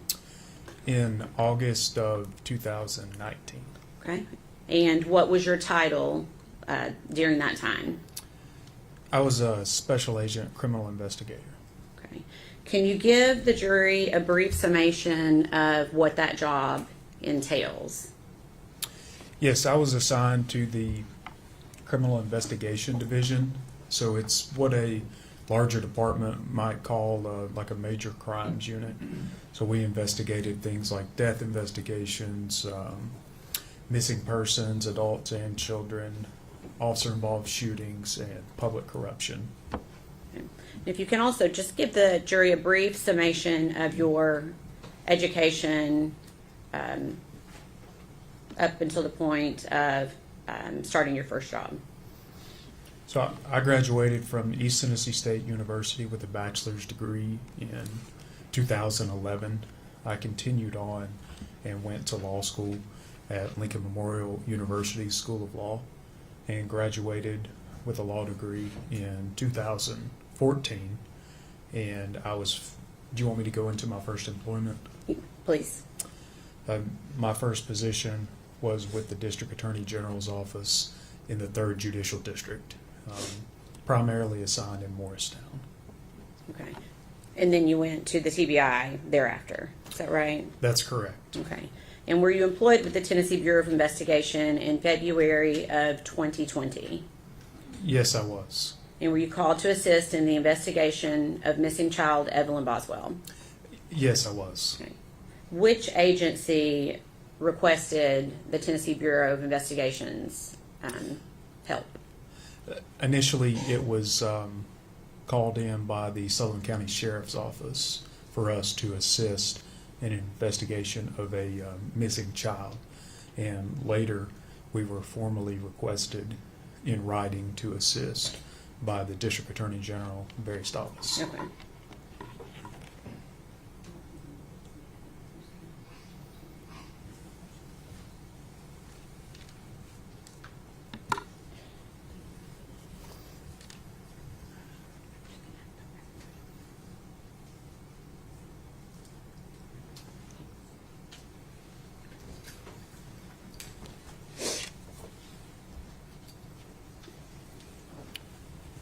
Thank you.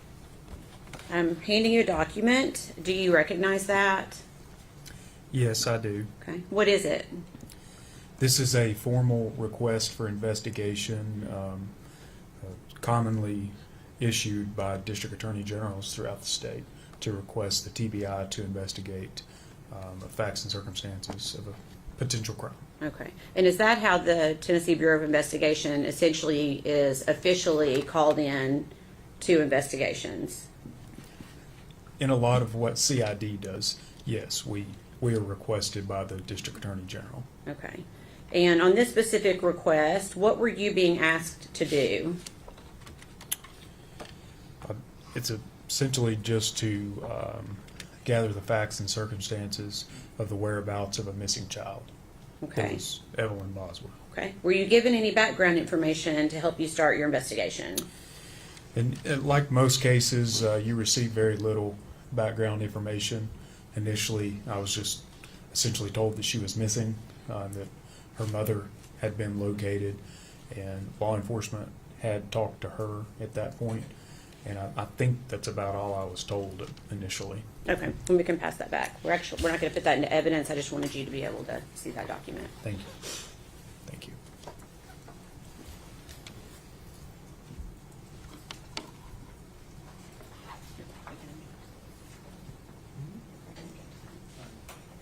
We approach her.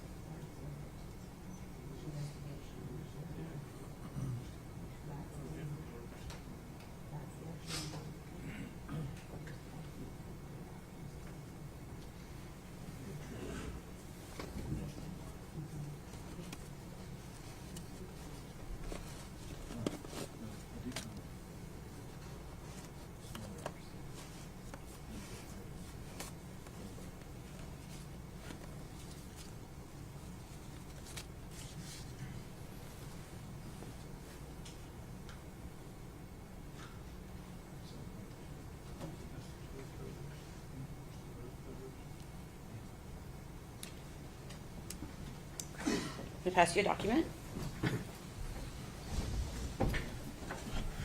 Thank you. And I'm going to ask if you recognize that document. Yes, I do. Okay. What is it? This is essentially a standard form made by TBI in Nashville of an Amber Alert poster, and it was issued specifically for the victim here, Evelyn Boswell.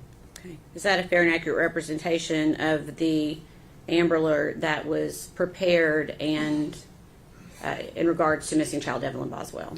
Yes, it is. We'd ask that be made exhibit number 185. Would be exhibit 185. Thank you.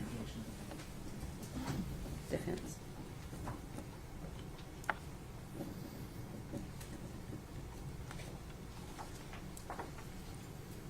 Okay.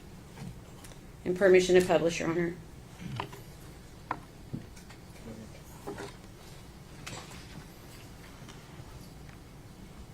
Okay. I'm going to ask you a few questions about this. You said this is the Amber Alert that was sent out in regard to missing child Evelyn Boswell. Is that right? That is correct. Do you recall when the Amber Alert was issued? Yes, it was in the evening of February the 19th, Okay. 2020. Okay. February 19th. Okay. And where does that go? Does that go just to the state of Tennessee, or how is the determination made on how far that would go? That's a question that I don't specifically know the answer to. I Okay. know they are issued statewide. Okay. I know depending on the location, it can travel over into different states at times. Okay. And the information on the bottom of this, it's pretty small print. I can see it. Okay, you can see it okay? I can. Is the information listed here, where had the Tennessee Bureau of Investigation taken these details that are listed on the Amber Alert? I'm sorry, I don't think I understand your question. Where did you get the information that Evelyn was last seen wearing a pink tracksuit? That information was provided to us by the defendant. Okay. Where did you get information about a BMW? Also from the defendant. Okay. All right.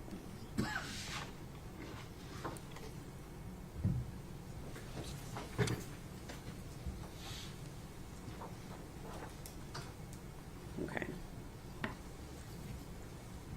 So after the Tennessee Bureau of Investigation was assigned, can you give a brief description of how you, let me back up one step. What was your role in this investigation with the TBI? I was assigned as the TBI case agent Okay, so that means essentially the lead case agent over the case for the TBI. for TBI, yes. Okay, so after you were assigned this investigation, can you give us a brief description of how you conducted your investigation? So initially, you just arrive on scene and you try to get as much information as you can. You talk to the people who have already been there, find out what they have done. You talk with the local agency or agencies that are already involved, and you really just try to understand what's going on in the investigation and what has been done so far. Okay, and were you working with other agencies at this point? Yes. Okay, which other agencies around February 18th, February 19th? When I first arrived, it was TBI was on scene at the Sullivan County Sheriff's Office with Sullivan County, and I believe they were members of the Federal Bureau of Investigation on scene, FBI. Okay, and how do you meet? How did all these agencies coming together? How do they decide how to execute a plan in an investigation like this? In the initial phases, you really do the best you can, but it oftentimes goes to either the case agent or the highest in chain of command that is on scene, and they get together and decide which agency will play a role in what, and you just divvy up tasks. Okay. As part of what you did you go to the trailer that Megan Boswell lived in with Evelyn prior to Evelyn going missing? Yes, I did. And do you remember when you went to that trailer? That would have been the evening of the 19th Okay. of 2020, February 19th. So the same day the Amber Alert went out? That is correct. Okay. Anyone go with you to that trailer? Yes, investigator Tracy Haraz with the Sullivan County Sheriff's Office. Okay. Why did you go there? We were going initially to meet a young man named Austin Feller. Okay. And did the defendant still live at that trailer? No, she no longer lived there. Okay. Was anyone living in that trailer at the time? Yes, there were current tenants who had moved in. Okay. If I could please see exhibits number 49 and 50.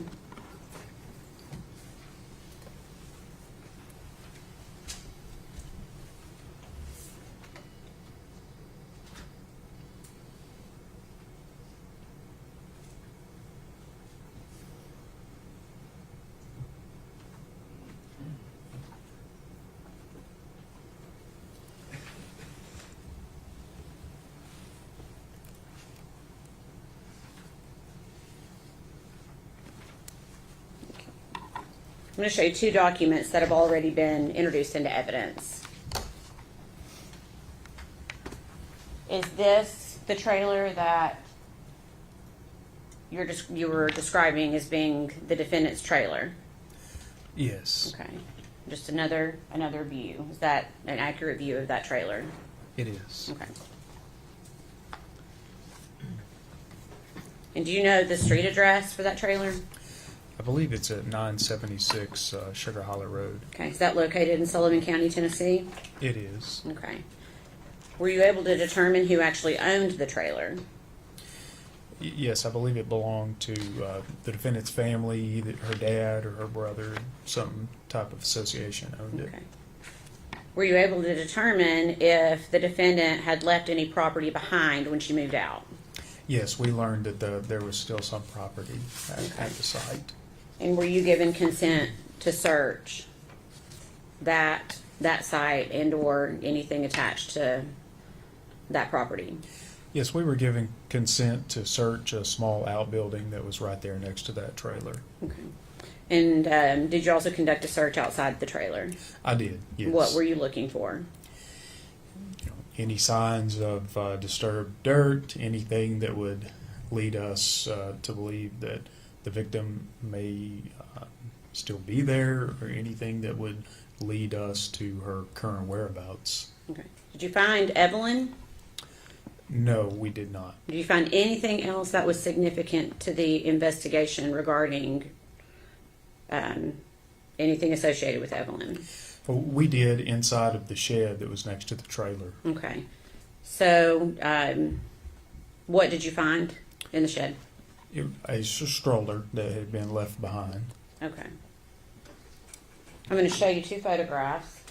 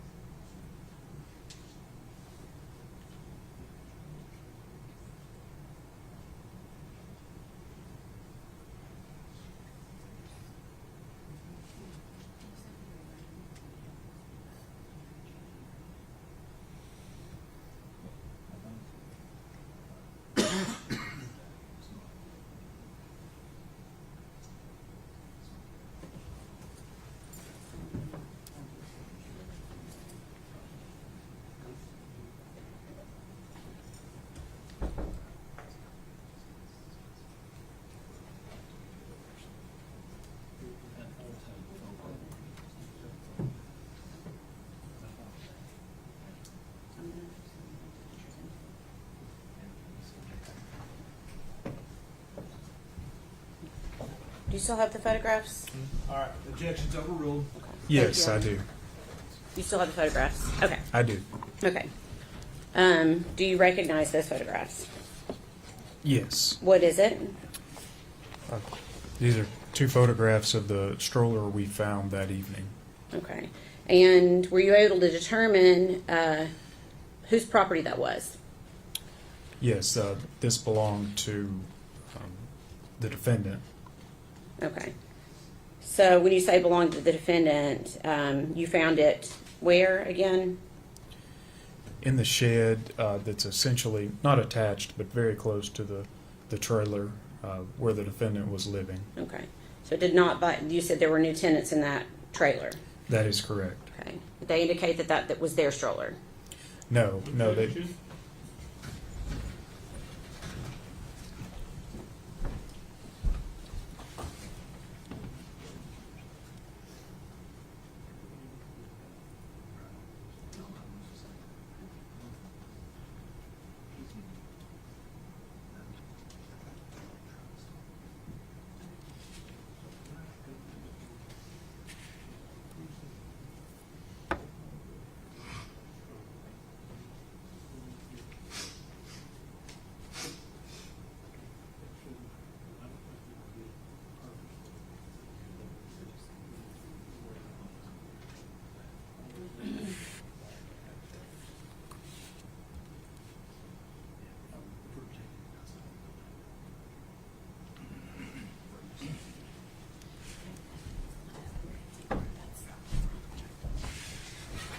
Objection sustained. Okay.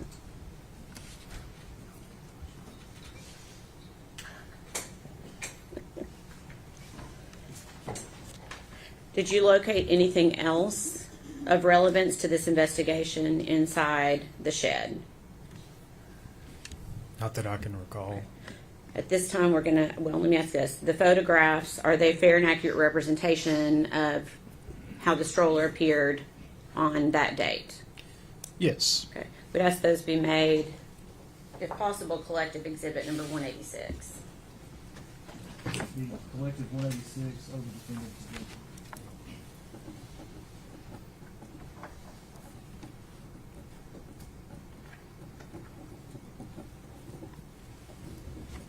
Permission to publish.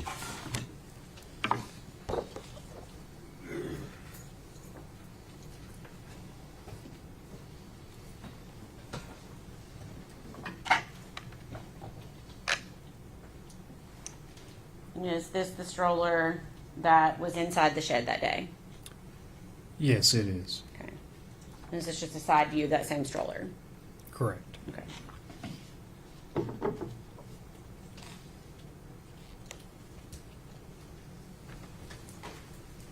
Did you also take the stroller itself into evidence? Yes, we did. Okay. If, Your Honor, may he step down for a second? Yes.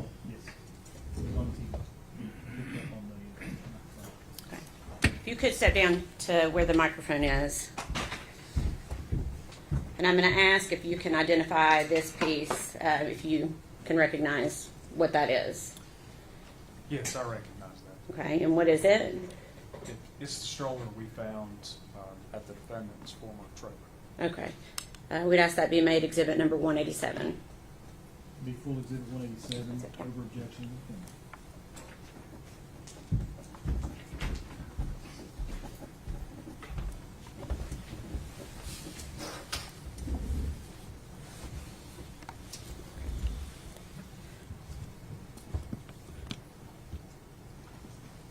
And, Your Honor, would you like for us to fold that up? Oh,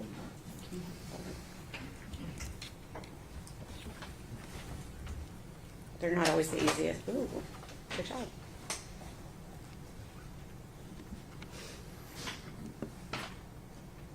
Do you need help?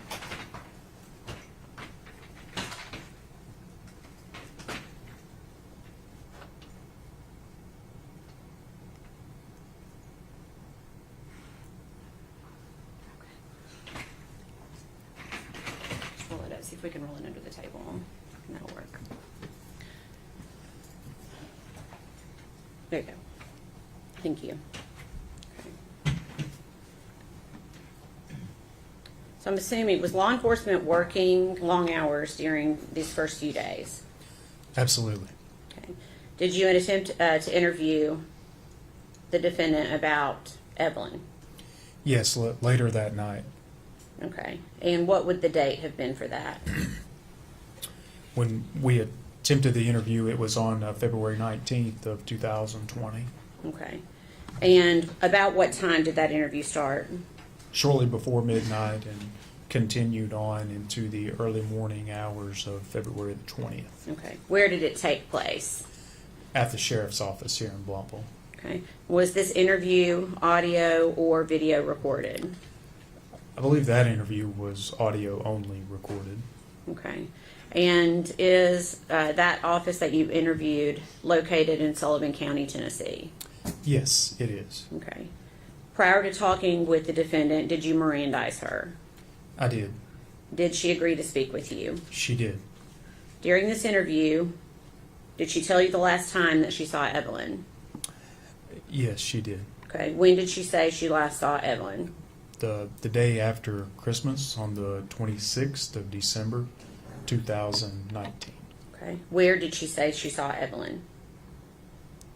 At Ethan Perry's grandparents' house. Who did she say Ethan was in relation to Evelyn? She had told us, or the defendant being she, had told us that Ethan Perry was Evelyn's father. Did you talk with her about where Ethan was living? I did, yes. Okay, what did you tell her? Told her that, we had learned that Ethan was full-time in the military and was currently living on a base in Louisiana, I believe, and was living in a barracks on a base. Okay. Had law enforcement already talked to Ethan at this point? Yes, they had Okay. the Army's branch of CID. Okay. And did you tell the defendant that? I did. What did you tell her about Ethan and Evelyn? I essentially just told her that law enforcement had cleared that idea that Ethan had Evelyn inside of a barracks. And Okay. Did Megan stay with that story about Ethan? at that time, she maintained that all she knew was that Ethan had Evelyn. Okay. And where did she say that she had been living? As of recently, she told us, the defendant told us she had been living with her boyfriend, Hunter. Okay. Did you ask her if Hunter could have hurt Evelyn? I did. I asked that specifically. What did she say? The defendant said that Hunter would not do that. Did you ask her if Hunter had been around Evelyn at all? I did, yes. And what did she say? Essentially, no. At that point, she said Hunter had never been around Evelyn. Okay. Did she say if Hunter had ever babysat Evelyn? We were told by the defendant that Hunter never babysat Evelyn. Did she say if Hunter had ever held Evelyn? The defendant told us that Hunter had never held Evelyn. Okay. Did you ask her if Evelyn had ever stayed at Hunter's house over on Sandy Point? Yes, I asked her about that, and the defendant told me that no, Evelyn had never stayed over at Hunter's residence. Okay. Prior to when she said she left Evelyn with Ethan, did she indicate whether she'd ever left Evelyn with Ethan in the past? She told us that Ethan had never kept Evelyn alone prior to that day. Okay. Did she tell you whether or not Evelyn had met Ethan before? They had been introduced, I believe, briefly prior to that day on a trip to Texas. Okay. Did the defendant tell you how many times she'd seen Evelyn after leaving her with Ethan in December? I believe that we had talked about that, yes. Okay. Do you recall do you recall how many times she said she'd seen Evelyn? I don't think she had seen Evelyn at all after that December 26th date. Started to object. I'll not make the objection. We approach the bench.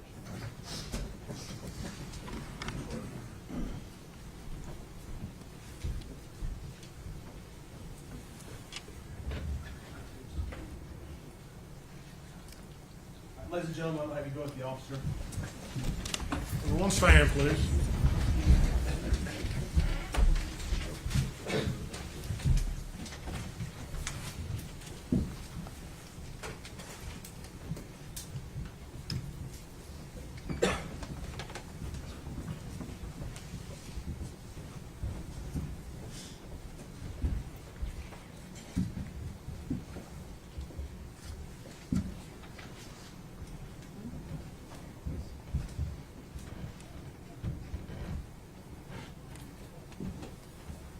You may be seated. Thank you. We'll take about a 15-minute break. Mr. Gatz, please do not discuss your testimony with any other witness during the break or allow them to discuss their testimony. Court stands in recess.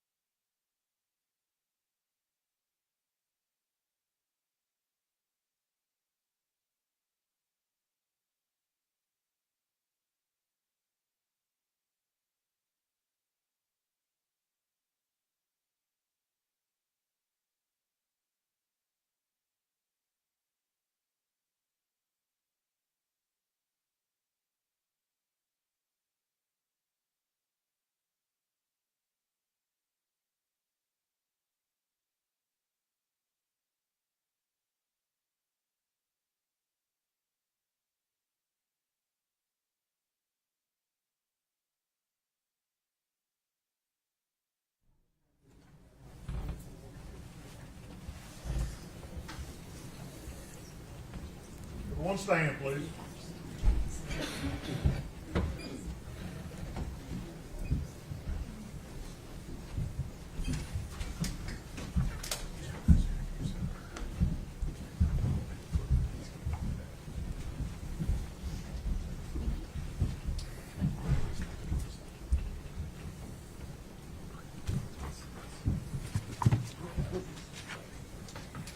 You may be seated. Thank you.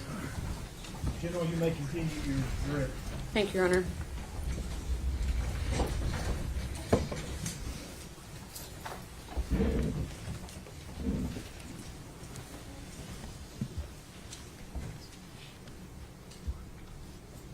I'm trying to remember where we left off. Give me just a second. Okay.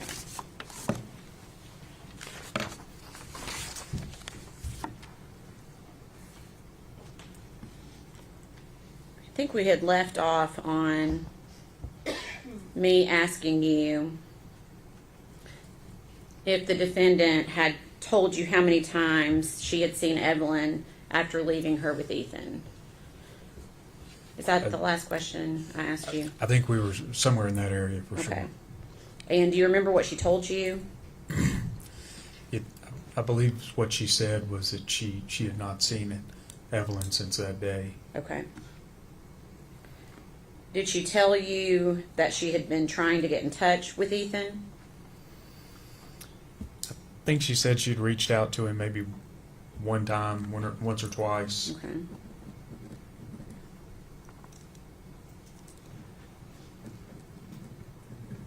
Did she ever tell you that she was getting worried about Evelyn and her safety? No, I think she said she just hadn't really given it a lot of thought. Okay. Did you ask why she hadn't contacted law enforcement? We did. What'd she say? I think she just said she didn't really have a good.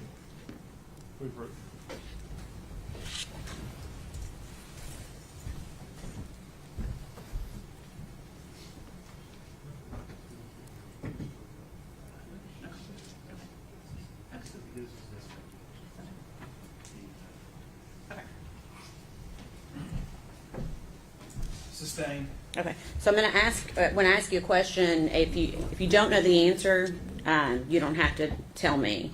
Sure.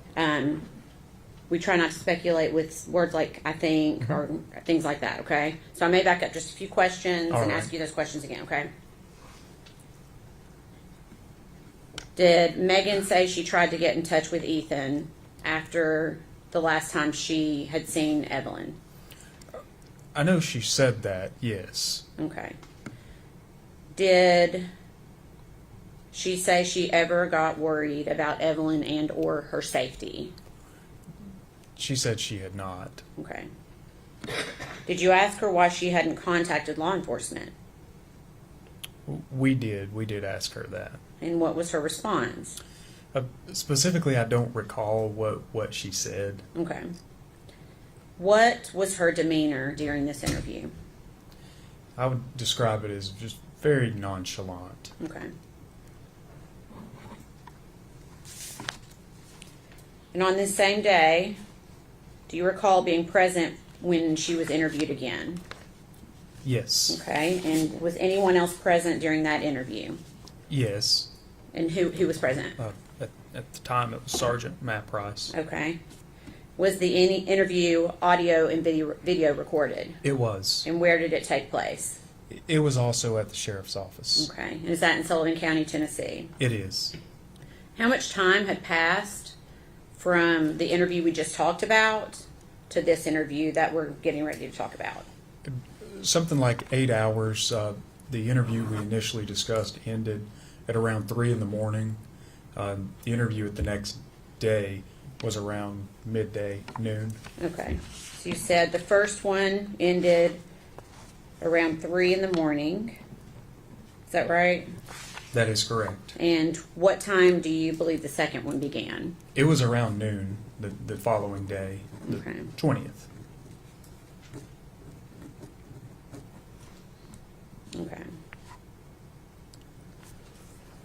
Without going into the details of that interview, we're going to go ahead and jump ahead to The following day, February 21st, was the defendant interviewed again on February 21st. She was. Was anyone else present for that interview?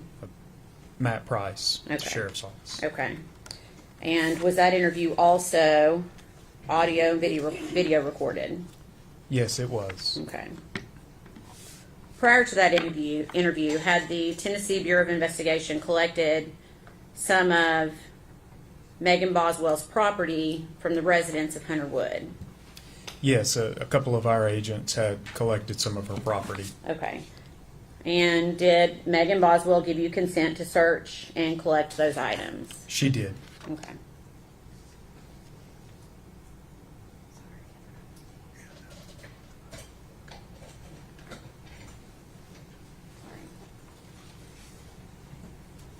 Just a second.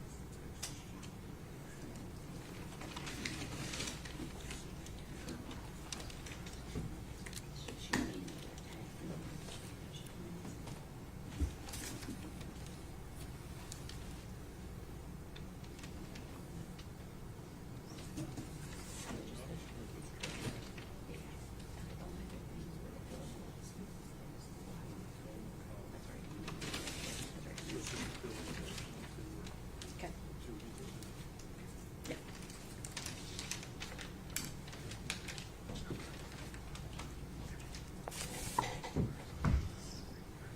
Okay.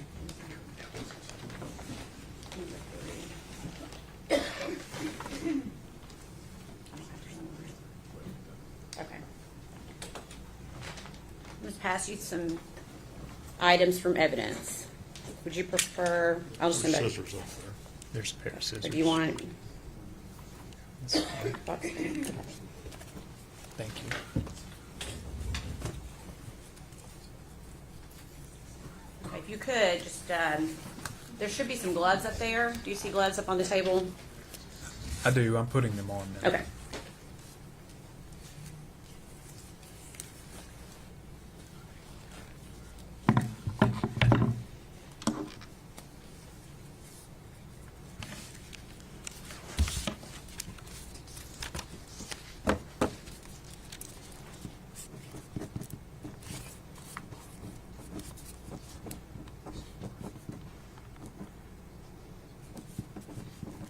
Oh, yeah, two of them are here. Tell me the numbers again.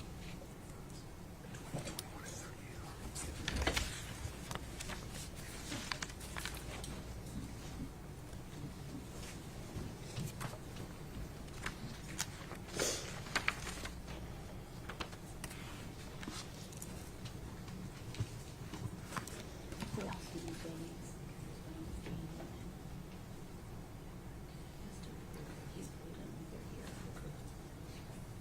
Okay, you have that one opened. No, I was sort of waiting on you to It's ask okay. a question. If you could go ahead and open that item.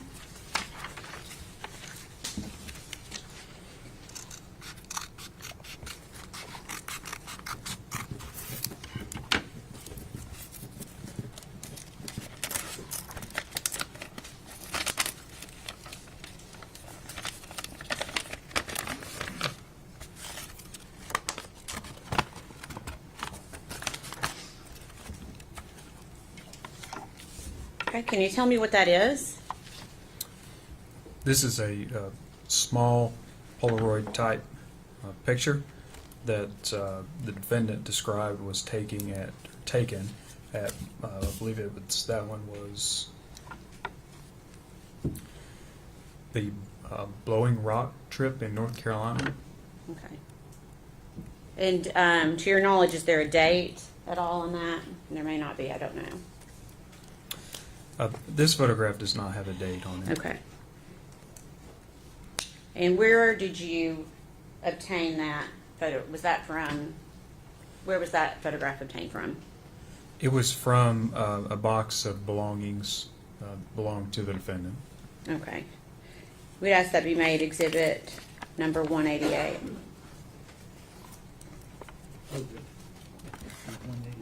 You want it back in the envelope?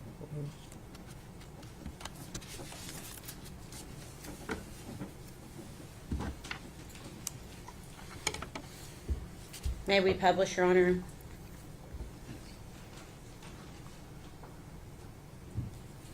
Mr. Scott, you've said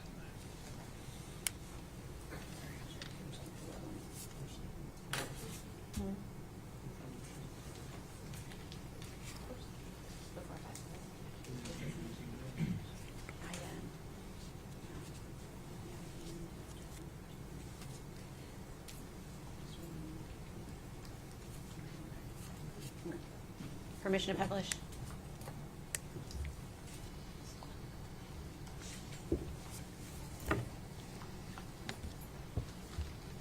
Okay. And how did you know what this was a photograph of? At the time during the interview, myself and Sergeant Price were sitting there with the defendant, pulling these items out, asking her to describe these items to us. Okay. And she described that as being from Blowing Rock. That's correct.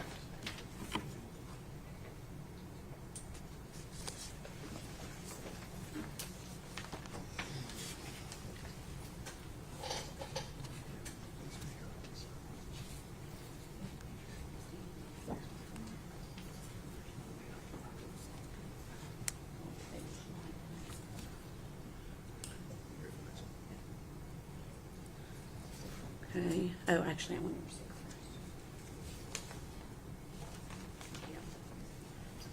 first. Could I get that X-Acto knife?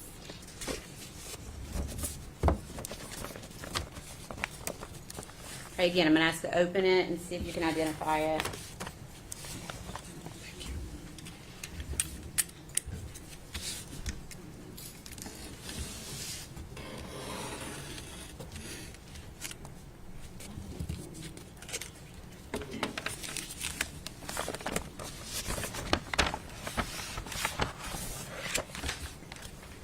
All right.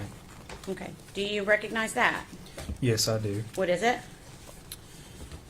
These are a couple of the brochures the defendant described as coming from the trip that they had taken over to North Carolina, they being the defendant and her boyfriend, Hunter. Okay. So how many documents do you have in front of you? 3. Okay. And what are they individually? One is titled The Official Visitor's Map and Guide to Blowing Rock, North Carolina. Okay. Another one is Mystery Hill, which has a map of North Carolina. North Carolina's natural gravitational anomaly. Okay. Another one is North Carolina's oldest tourist attraction, the Blowing Rock. Okay. If you could slide those back in, I'm going to show them to the defense really quickly.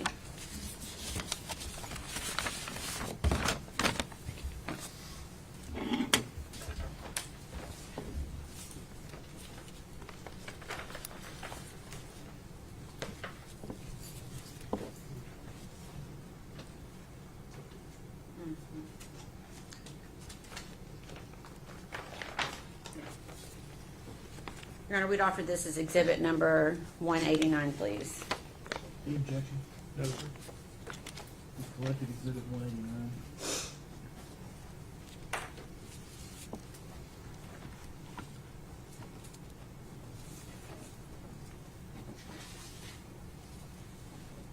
And where did you find those brochures? They were with the defendant's belongings. And where were, when you say the defendant's belongings, where were those belongings located? Inside the residence of Hunter Wood. Okay. I see the next.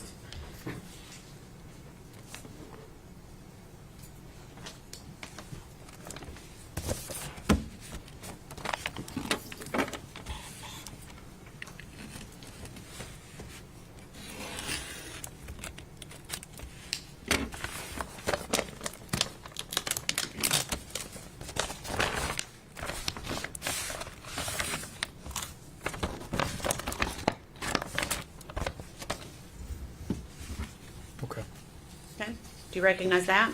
Yes, I do. Okay, what is it? These are photographs of the defendant and Hunter Wood. Okay, and is that also something that you collected from her belongings? Yes. Okay. Does it appear, well, if I could just pass those back first and let Mr. Scott take a look at those.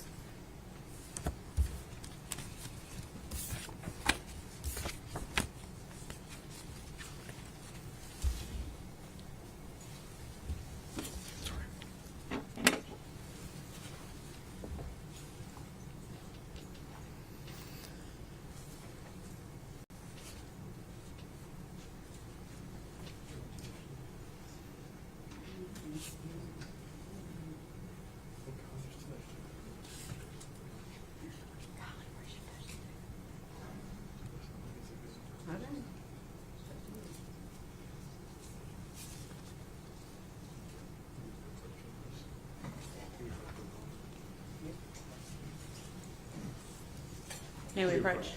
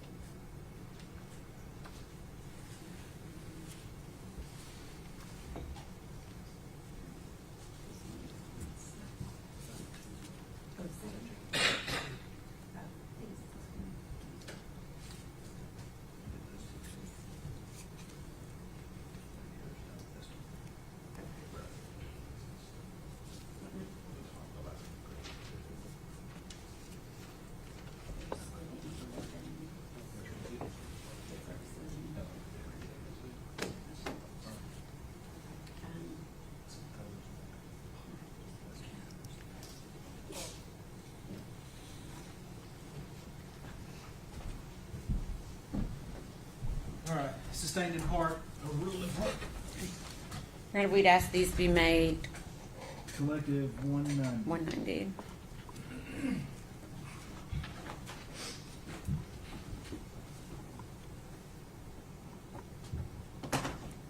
Permission to publish. Go ahead.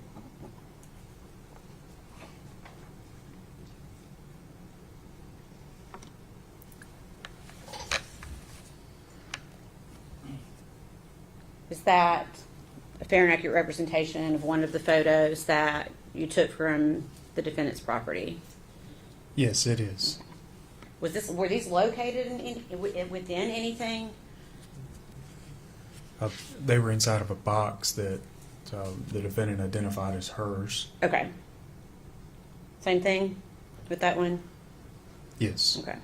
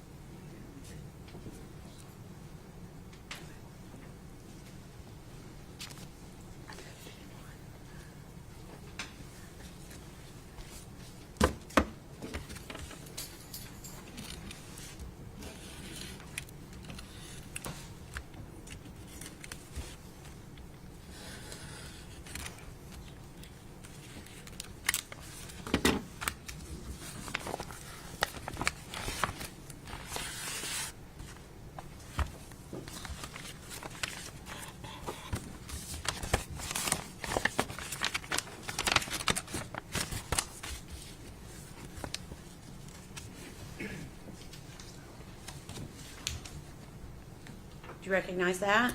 Yes, I do. Okay. What is it? This is a card titled Thinking of You with Love. Okay. And does it have any names on it? Yes, the names on it are Maggie and Hunter. Okay. And can you tell the jury where that was collected? It was with the defendant's belongings. Okay. If you could pass that back, please.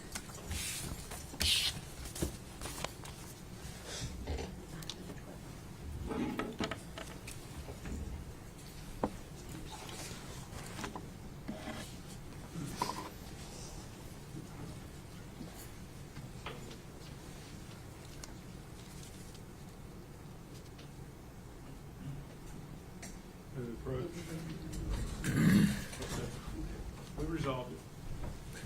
We resolved it. Resolved it.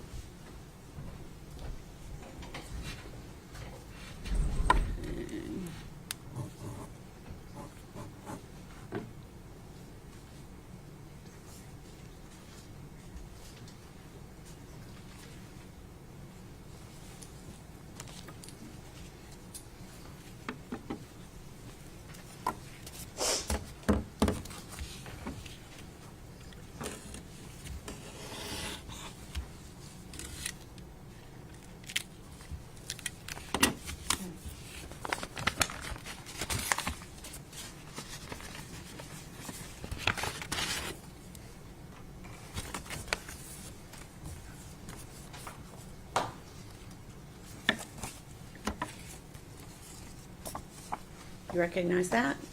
Yes, I do. What is it? These are photographs of the victim, Evelyn, 2 photographs of Evelyn, 1 photograph of Evelyn with the defendant, Okay, and where were those found? with the defendant's belongings. Okay, if you could pass those back, slide them back in the envelope and pass them back.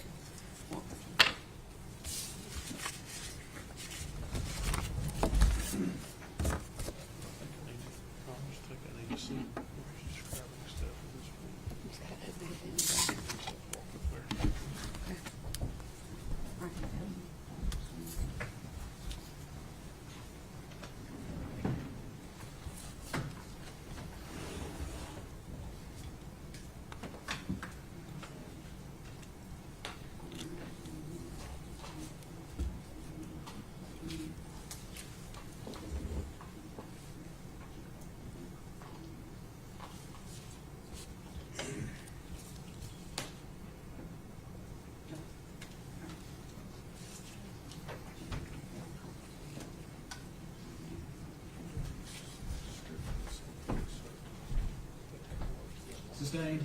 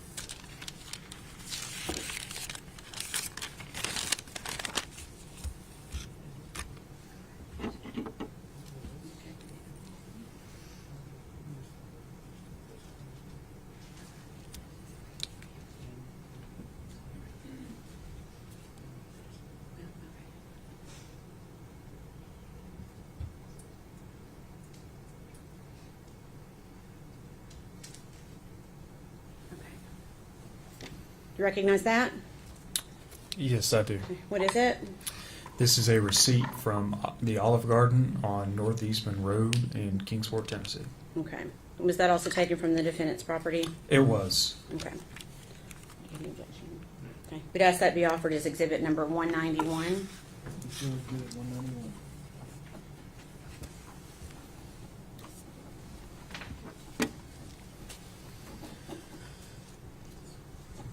If I could have it passed back to the witness briefly.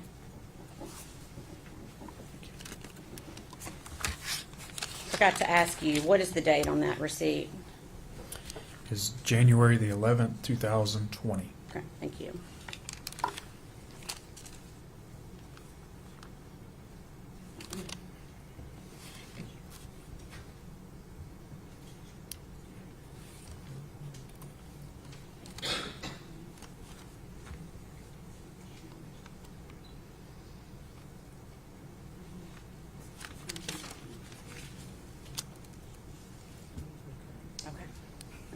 I'm going to ask if I could please have, you saw that exhibit with you? You can pass that back down to the clerk.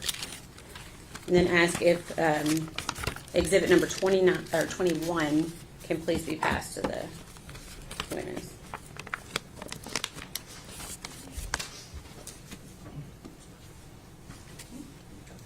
Nope, sorry, not 21. I'm wrong. Hold on.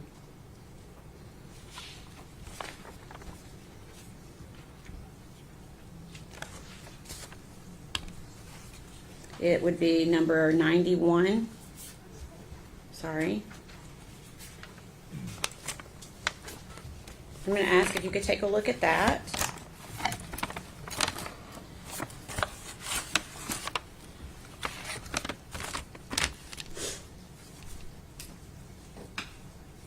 And see if you recognize that. Yes, I recognize this. What is it? This is a shirt that belonged to the victim, Evelyn Boswell. Okay, where was that found?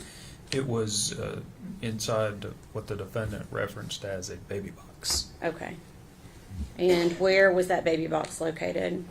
It was with the defendant's belongings. At where? Hunter's residence. Hunter's residence, okay. Your Honor, we had previously marked that exhibit as number 91 for ID only. We'd ask that be made a full exhibit at this time. No check. Full exhibit.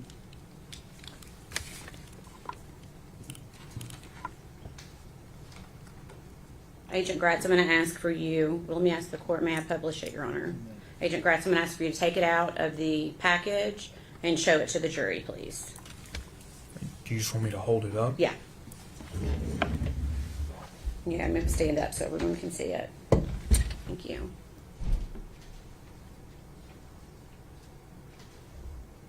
Okay, thanks. No.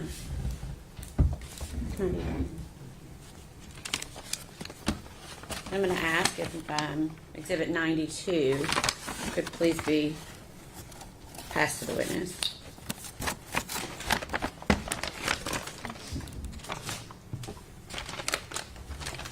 Same thing, I'm going to ask if you could open that exhibit and see if you can identify it.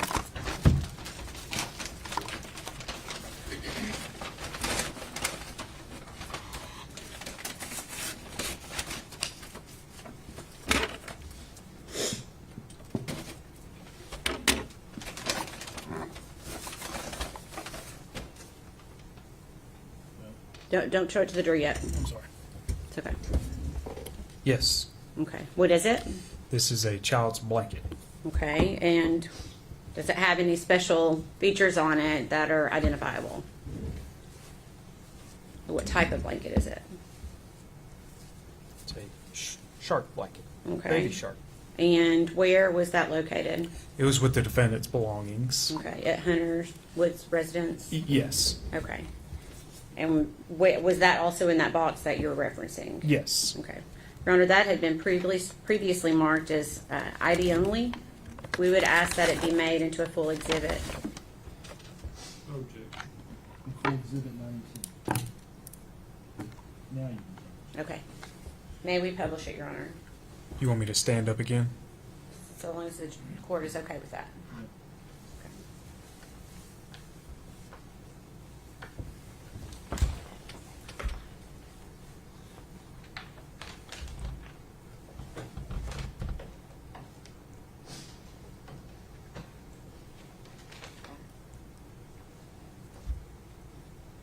Okay, thank you.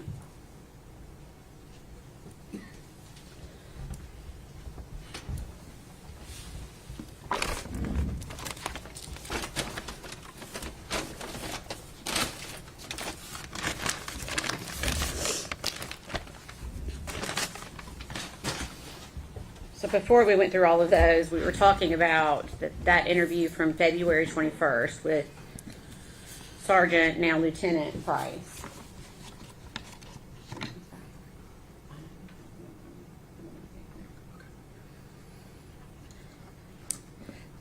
Was that interview audio and video recorded? Yes, it was. Where did it take place?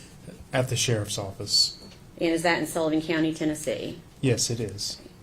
during this interview, you discussed a second ago the term memory box. At some point, did you have an interview with the defendant regarding this memory box? Yes, I did. Okay. Can you tell the jury a little bit about, just briefly, what you did with the defendant? During that interview, we had what the defendant referred to as the memory box, and we pulled items out of it sort of one by one and had the defendant identify what each item was and the significance of each item, Okay. if any. And what was your purpose in doing that? You know, at that point, we were just following whatever leads were coming in. We had received that property, and we were trying to identify what it was, determine how it was relevant, and also establish a timeline for the last known whereabouts of Evelyn Boswell. And did the defendant freely and voluntarily go through that box with you? Yes. Okay. Give me just 1 second.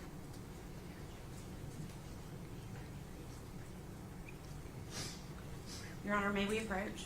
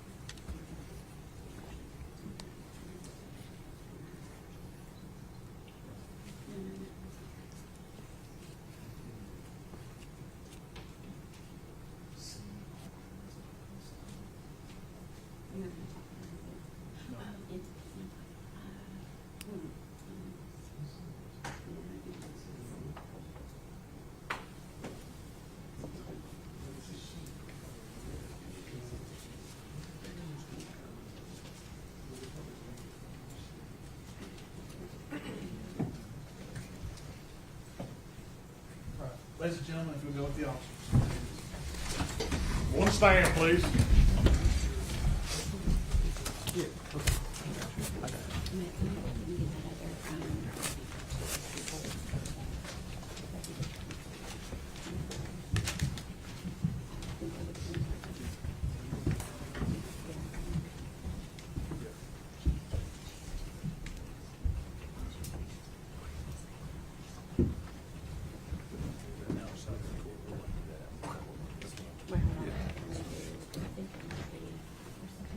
May be seated, thank you.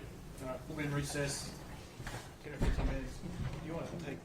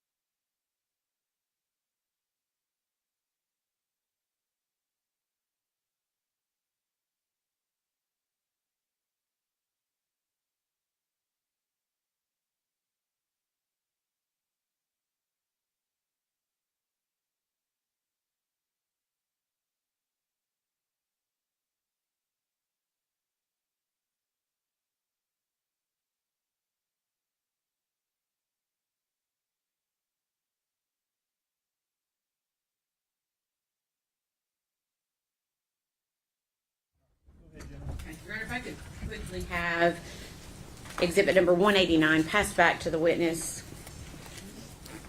for just a second. It should be on the far right on that table.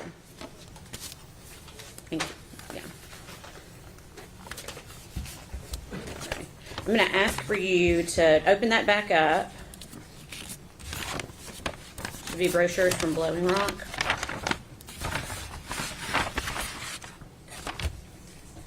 Is that right? That's correct. Okay. If you could look into those brochures and see if you anything that indicates a date.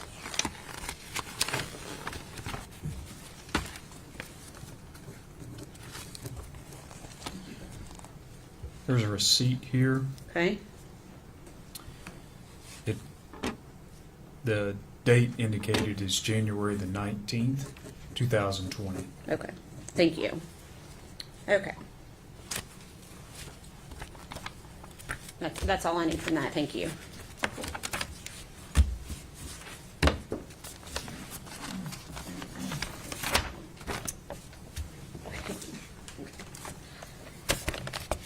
I'm going to ask if you can open that up and see if you can identify it.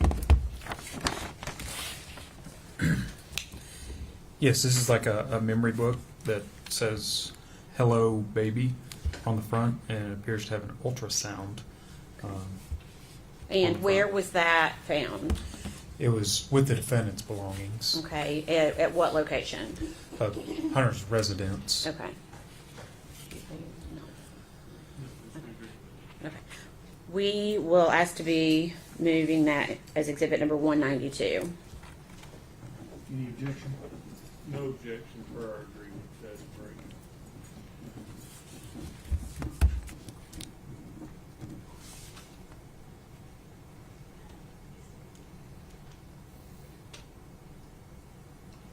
Full exhibit 192. And what I'm going to do right now is just ask for you to, Your Honor, may we publish this to the jury, just the front of the book? Okay. You could just hold up the front of the book so the jury can see the front of the book, please. Okay. Thank you. And we briefly talked before the break. Is that the book that we were discussing in regards to that interview? Yes. Okay. Okay, you can pass that back to the clerk.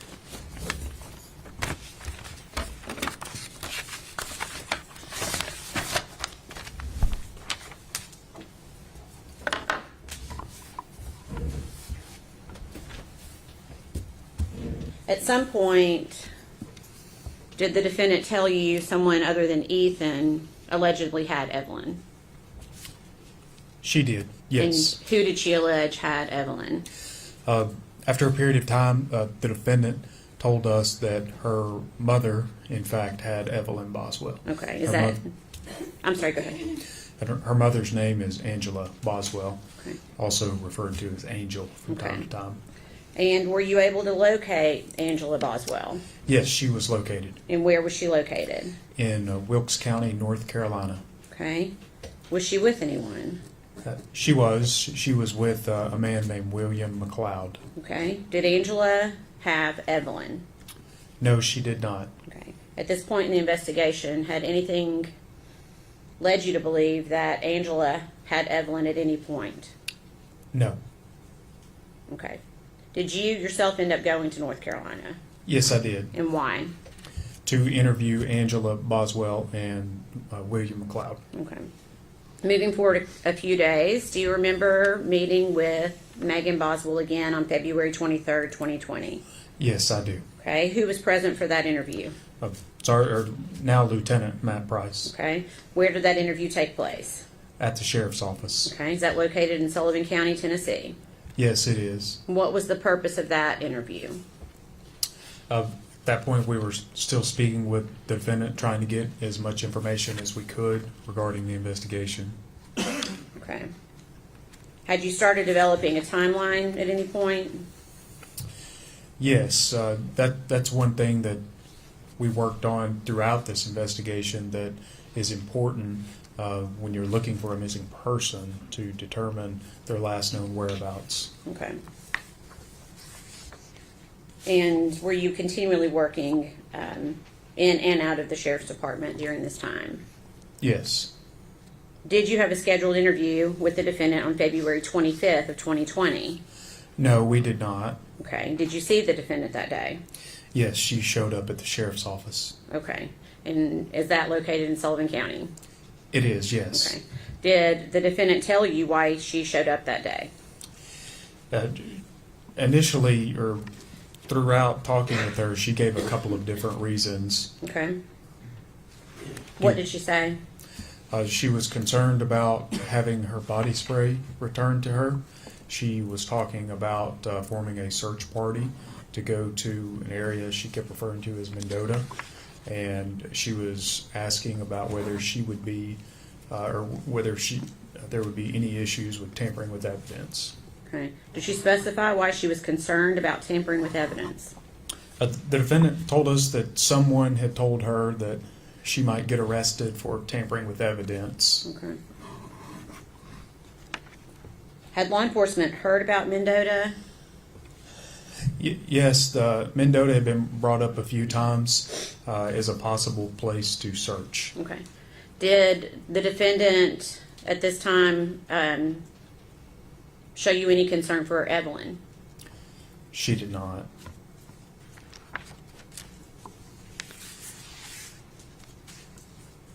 Do you recall speaking with her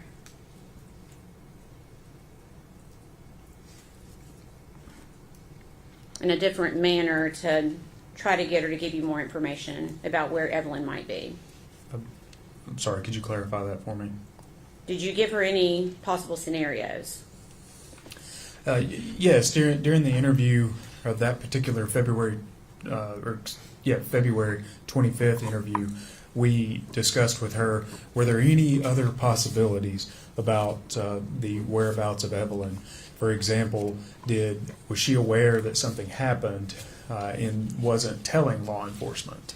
Okay, and what do you mean something happened? Can you describe further what you mean by that? I was specifically asking her about whether Evelyn had any breathing issues, for example, whether she had stopped breathing at some point, and the defendant just didn't know what to do and hadn't yet reported that to law enforcement.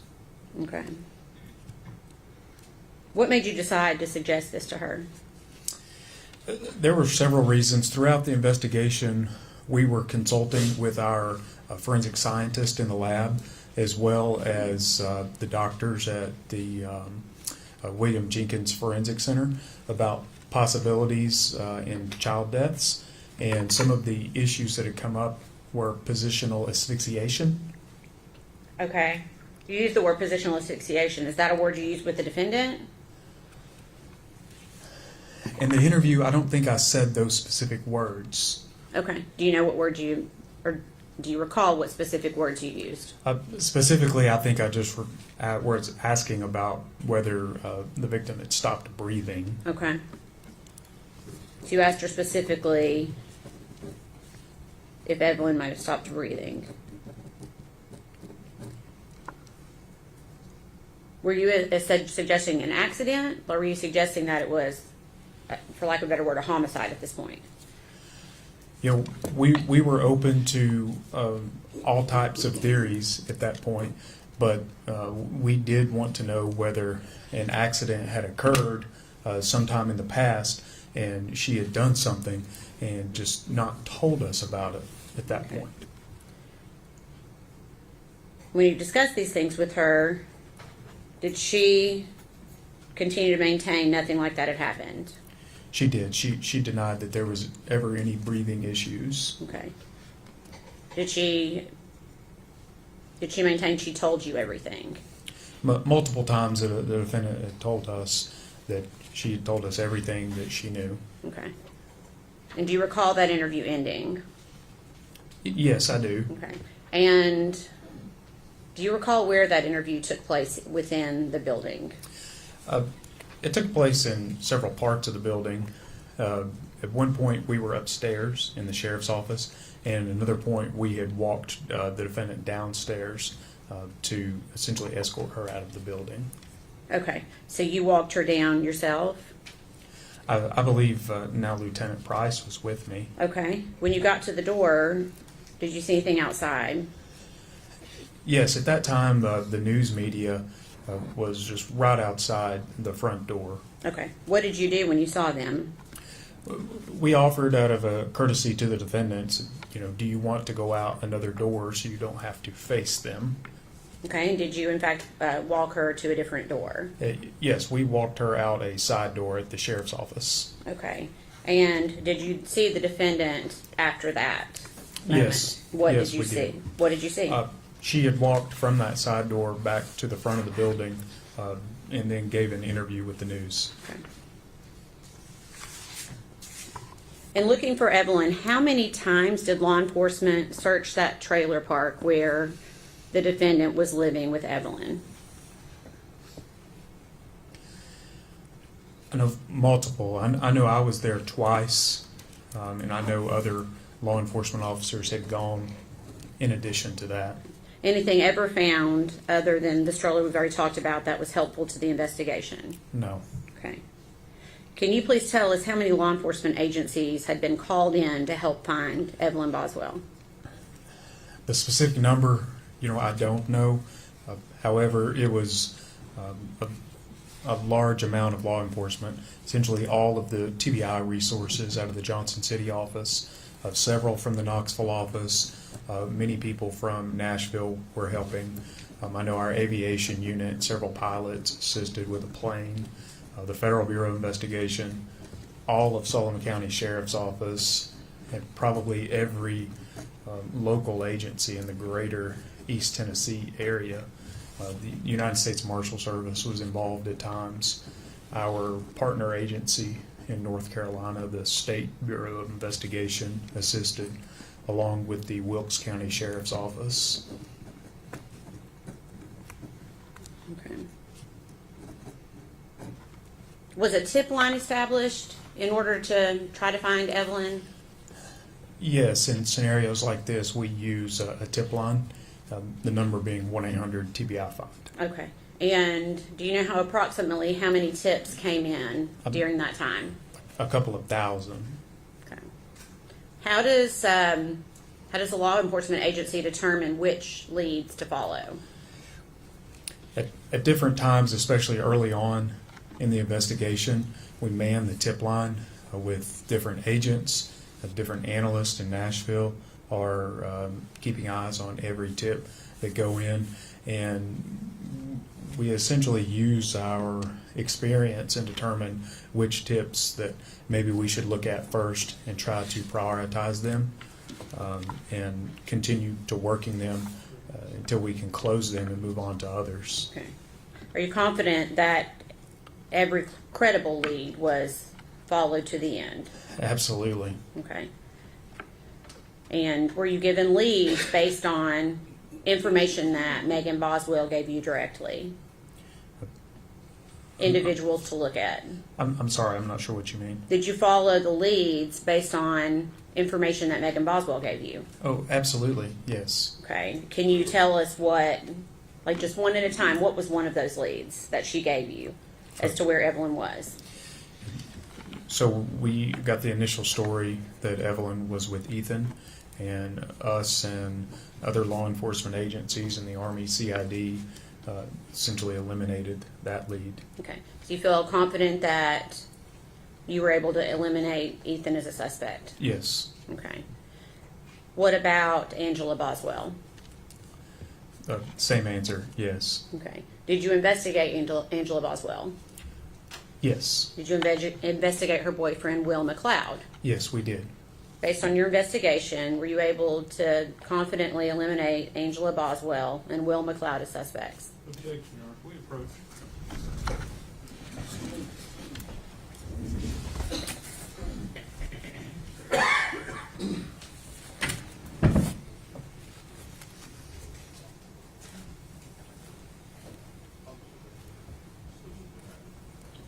Sustained. Objection sustained as to board. Okay, I'm going to rephrase the question, okay? Were you able to eliminate Angela Boswell and/or Will McLeod, her boyfriend, as suspects in this case? Yes. Okay. What about Mendota? Yes, that area was thoroughly searched by multiple law enforcement agencies, and we never found any bit of information or evidence that linked to that area to Evelyn Boswell. Can you briefly tell the jury what Megan Boswell had told you about Mendota? The defendant kept referencing campgrounds in Mendota. I wasn't really sure what she meant at the time, but she kept bringing up, you should go to Mendota, and she just kept bringing it up. Okay. Was Mendota investigated? Thoroughly, yes. Okay. Were you able to locate anything of importance to this investigation in Mendota and/or at a campground in Mendota? No, nothing. Okay.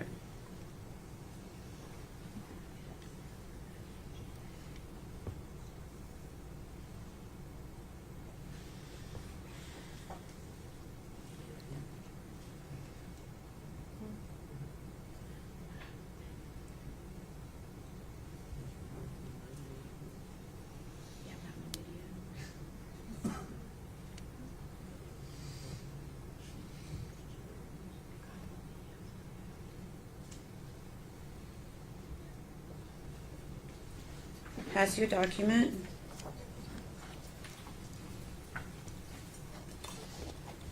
Ask if you can identify it. Yes, I recognize this. Okay. What is it? This is an application for applying for a residence at the Overlook Apartments. Okay. And can you tell us why you looked at Overlook Apartments? We were given information that the defendant had applied to live there with her boyfriend, Okay. Her boyfriend. Hunter Wood. Okay. And is that something that was collected from Overlook Apartments? Yes, Is that a fair and accurate representation of what was collected from Overlook Apartments? yes. Okay. We'd ask that be. Yeah. Okay.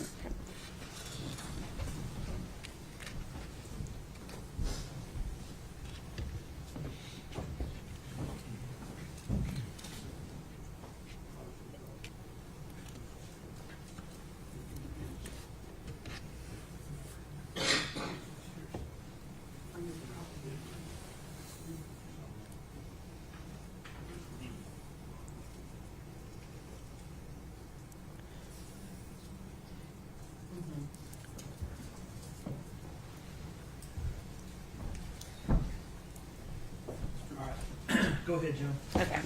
Objection was withdrawn. We would ask that be admitted as exhibit number 193. Be full exhibit 193.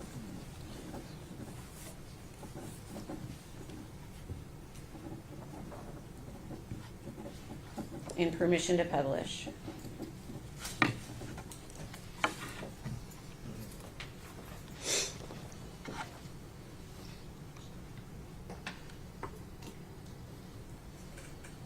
Okay. Oops. Anyway. Okay, is this the application you were just talking about? Yes. Okay. Do you recall when they were looking, or does this say, when were they looking to try to get an apartment at Overlook Apartments? January the 4th, 2020. Did you learn how many occupants that the defendant and Hunter Wood put on their application? Yes, 3. Okay. Did you talk to the defendant about who the third occupant was going to be? Yes, I did. Did the defendant say the third occupant was going to be Evelyn Boswell? No. Okay, go ahead, sorry. The defendant told us that at that time she was pregnant, and the third occupant was for the unborn baby. Okay. So then, did you go one step further and ask her why Evelyn was not listed on that application? Yes, yes, I did. Okay, what did she say? She told us it was not Evelyn because Hunter either would not or did not want Evelyn to live with him. Okay. Was she able to explain where Evelyn was going to be living then, if not with her and Hunter? No.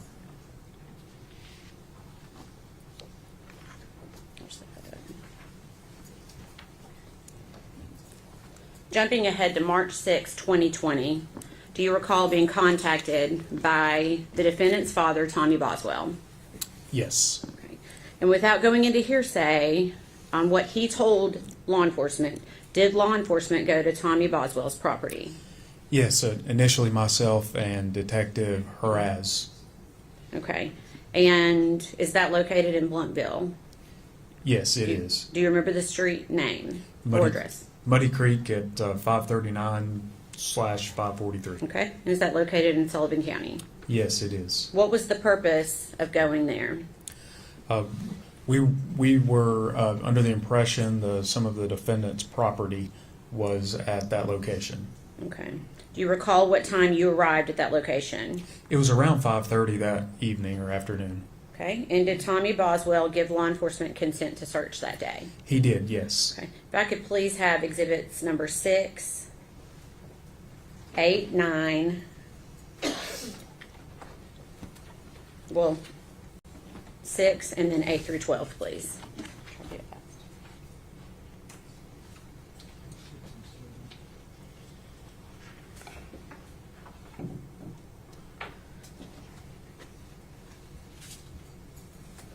Pass to the witness, please. Thank you. Sorry.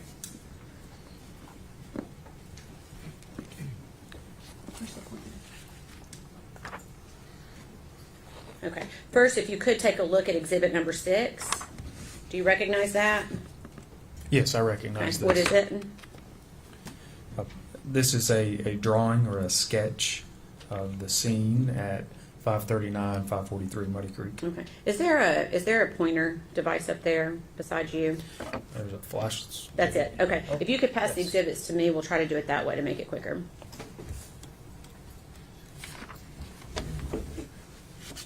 It's not a flashlight. Sorry. Yeah, I thought it was a flashlight. Okay. We'll try to make it quicker this way. These have already all come into evidence, so we'll just discuss each one. Is this a diagram of the property as it was on March 6th of 2020? Yes. Okay, can you show the jury? I'm going to try to zoom in a little bit. Can you show the jury where you first searched? Are you wanting me to point at that screen? Yes. It should work. There you go. Would have been in this area right here. It's excuse me. It is labeled as shed. Okay. And did you search anywhere else on the property? Yes. Okay. Can you tell us where else you searched? That building there that's labeled as Playhouse. Okay. Now I see a box below that also appears to say shed. Do you see that? I see that, yes. What was that? That was another outbuilding that was full of, I believe the business name is Tommy's Paving or something like that. And it was full of paving or asphalt related equipment. Okay. All right. I'm going to show you next what's been marked as exhibit number 7. Is that the outbuilding that you were talking about a few moments ago? Yes. Okay. And exhibit number 8. Is that the outbuilding and the playhouse that you were talking about a few moments ago? Yes. Okay. Exhibit number 9. Can you tell us what that is?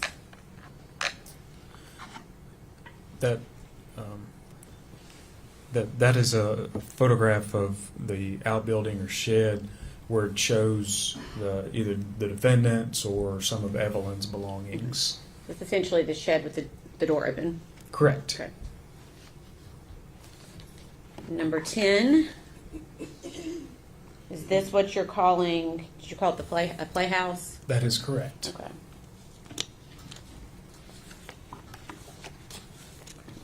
Exhibit number 12. Is that just the playhouse with the door open?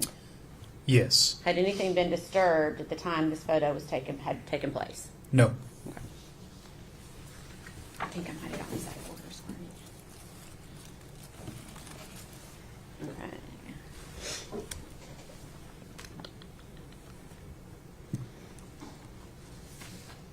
Okay. Were you present for the search of that shed/outbuilding? Yes. Okay. Were you also present for the search of the playhouse on the property?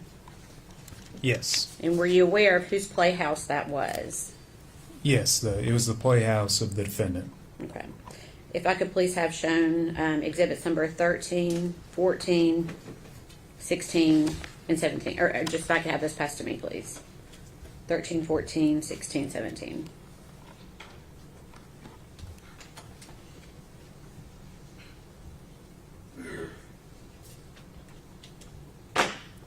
Thank you. These have already been admitted into evidence. First, exhibit number 13. If it,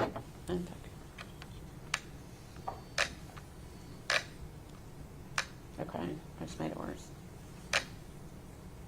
There we go. Okay. Is that how the playhouse appeared as you looked inside? Yes. Had anything been moved yet? No. Anything you noticed at first glance about this space? Yes. A lot of the area in the back of the playhouse was covered in dirt, dust, debris, spiderwebs, and there were several items just right inside the door that it appeared they were placed in the playhouse more recently. Okay. And we'll get to those in just a second. This photo, exhibit number 14, again, how does that appear to you upon first glance when you went to that scene? That's just a better photograph showing all of the dirt, debris, or other things on top of the belongings in there. Okay. And then last, I'm going to show you exhibit number 17. Had anything been moved prior to this photograph being taken? No. Okay. And if you look closely, it's hard to tell. Can you see the black trash bag in this photo? Yes. Okay. And again, were you present when the trash bag was removed? Yes. Okay. Is this trash bag the way it appeared prior to law enforcement taking it out of the trash can? Yes. Okay. I'm going to hold on to 17 for just a second. So you stated, I'll put this one back up for just a second. You just stated that a few items appeared out of place. Can you tell the jury or use your pointer on which items you are talking about? These trash bags Okay. right here Mm-hmm. and this trash can. Okay. And you can you tell the jury why did this appear out of place to you? 'Cause they weren't covered with any dirt or dust or spider webs. Okay. So based upon that, did law enforcement make the decision to look closer at some of the items in the playhouse? Yes. And which items did were looked at closer? The trash can and the trash bags. Okay. And who in particular went to take a look at the trash can? Agent Fraley. Okay. Is that Brian Fraley with the TBI? That's correct. And did you witness Agent Fraley do this? Yes. What did you, we're going to do this kind of in steps. What did you see Agent Fraley do first? Just reach in for the trash can. Okay. And does he pull anything out of the trash can at some point? Yes. What does he pull out? Initially, the bags that were on top. Okay. And did you notice anything at the time that he pulled the bag on top? Yes. What did you notice? A couple of things. There was some things that looked like flesh in a sort of this part of either an elbow and an arm or the part of a knee and a leg, and noticed immediately the smell of human decomposition. Okay. Had you noticed that smell prior to that trash bag being removed? No. Okay. And again, in looking at this photo, actually, I'll pass that back up. If I could please have number 18 and 19 and 42, please.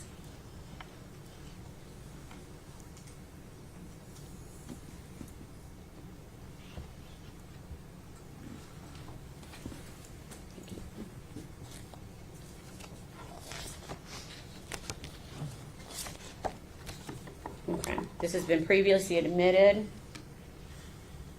With this photo, is that what you were just referencing a few moments ago? Yes. Is that before or after the black trash bag was removed? This photo would have been taken after. Okay.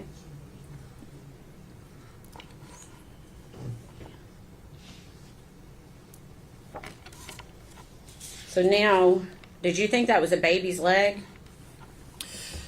Initially, when I first saw it, I really thought that it might have been a baby doll. It looked like an antique, kind of a flesh color, and it was.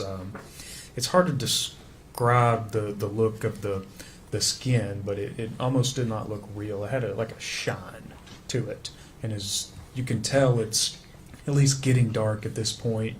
We're in the evening, in the wintertime, and we're shining flashlights on it. So I specifically remember that it had like just kind of a shine to it. And initially I thought, is that a baby doll? Okay.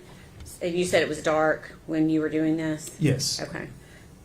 Did you determine that it was not a baby doll? It was immediately apparent. Okay. And at that point, what did law enforcement decide to do? We sort of paused at that point and decided we needed to call some other people in. We made a decision on who was going to perform that search and how it was going to be performed. Okay. And who did you call in? Well, we called the forensic center. We would have been calling various supervisors for the relative agencies that were on site. Okay. And did you remove any items from the playhouse once those individuals arrived? Yes. Okay. And what did you remove? The trash can and the trash bags. Okay. Let's see. If I could see 42. Did I already ask for that one? I'm sorry.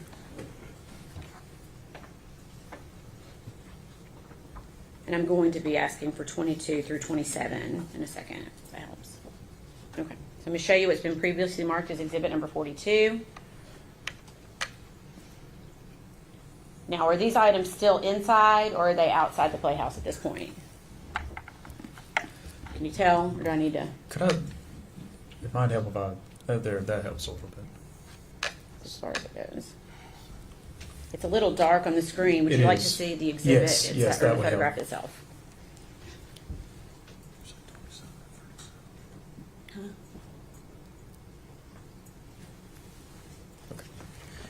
That's much better. 22 through 27. Are you able to tell if that is inside or outside the playhouse? It's just outside the playhouse on a like a perch or a porch area. Okay. If I could have that passed back for just a moment. Okay. And at this point, is Evelyn's body still inside that trash can? Yes. Okay.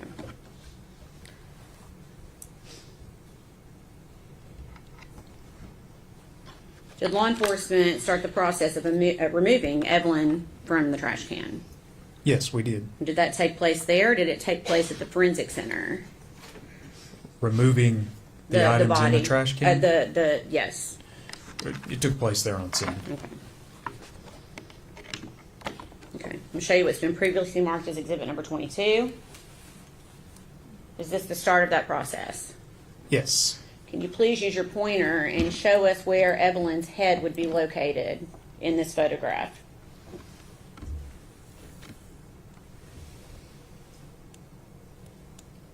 Let's see. I was pointing it the wrong way. It would be down in this Okay. area. Okay. So essentially, she was head down in the trash bag. Is that right? That's correct. Objection to approach.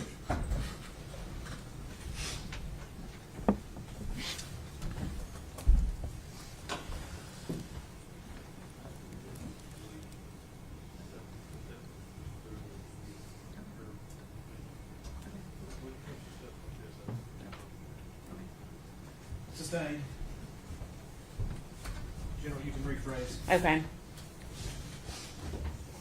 Was Evelyn in this trash bag? Yes. Okay. Where was Evelyn's head? Are you wanting me to point or no?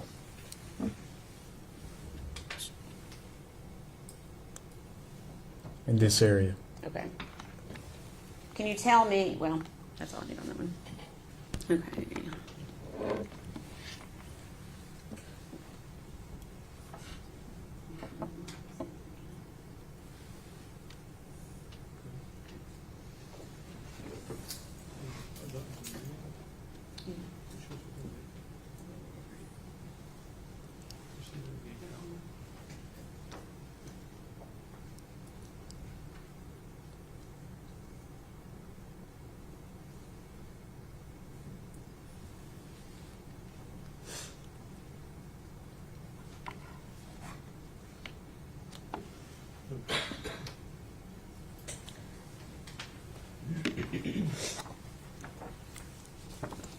Okay.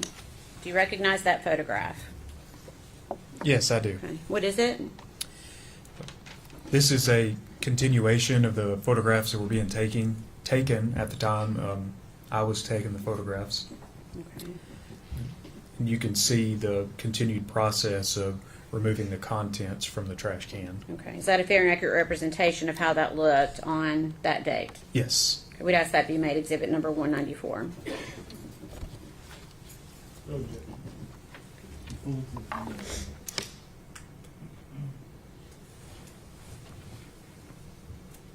Permission to publish.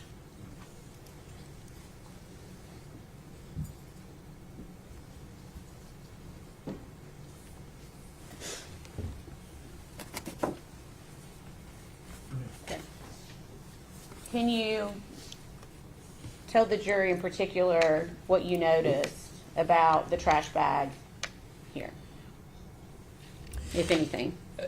Yes, this is a really good representation to show how the bag was packed down in the can. As you can see, essentially the outline of the can, the bag has maintained the shape when being pulled out of the can. Okay.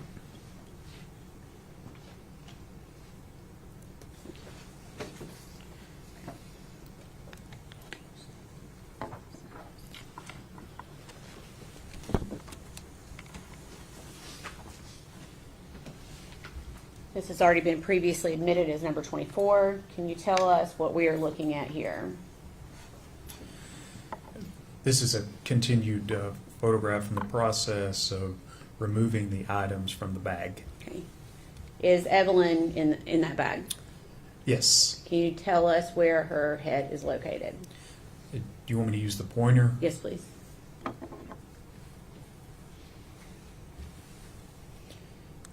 It would be down in this area here. Okay. Can you tell me what's depicted in this photograph? This is the body of Evelyn Boswell. Okay. And can you tell us what we're looking at here?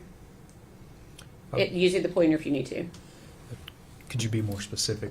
What are we looking at? Okay. So, again, the body is inside of these contents or this blanket. Right here is a blanket. It's grayish, and you can really start to see it's a little difficult to see on the screen with what it's doing with the colors, but right in this area, you're beginning to see the outfit that Evelyn has on. And in addition to that, you're beginning to see the shape of the head of Evelyn right here. And this is aluminum foil that is formed around the victim's head.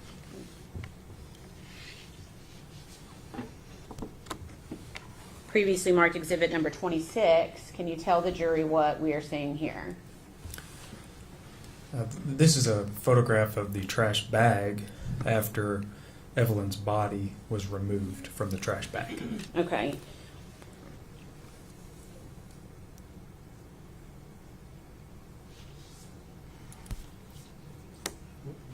26. Again, can you tell the jury what we're looking at here? Here's the pointer. Mm-hmm. This picture, you can see again, the victim is lying here, this being the shape of the head. This is the trash bag. She had just been removed. And at the bottom of the bag were trash contents. Okay. So what, was anything else in that bag that had been removed? I'm not sure what you mean. You've got a bag there full of food debris. Had Yeah. anything else, was anything else located in that bag other than that food debris? Along with the things that were already removed, What else had been removed? the blanket with the body and the aluminum foil. So Evelyn's body was in that bag. Yes. Okay.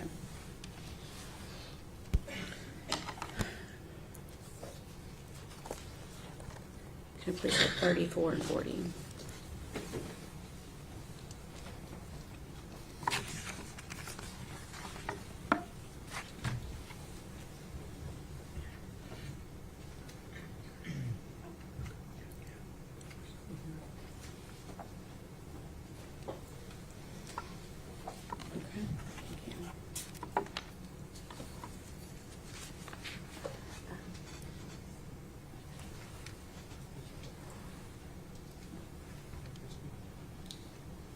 Okay.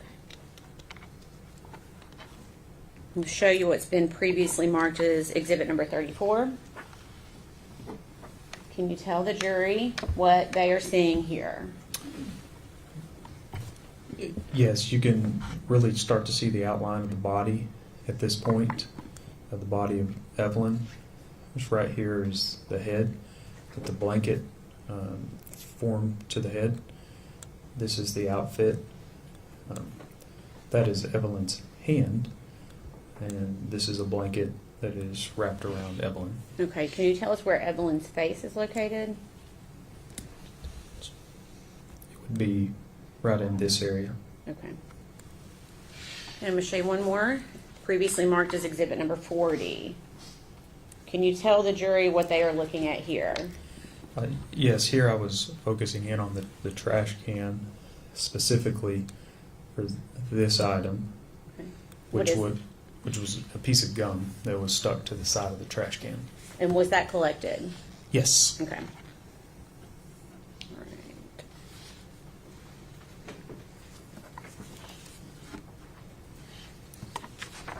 Okay. After Evelyn's body had been taken out, what was done with the foil, if anything? The foil was collected and ultimately sent to the TBI lab, initially in Knoxville, and later on it was sent to our lab in Nashville. Okay.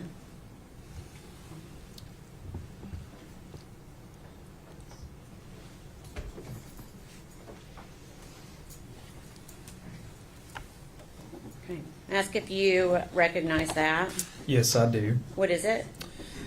This is a photograph taken later at the Knoxville lab of the aluminum foil that was collected. Okay. Is that a fair and accurate representation of the foil that was collected from the body of Evelyn Boswell? Yes. We'd ask that be made exhibit number 195. Any objection? Objection. And permission to publish. Full exhibit one.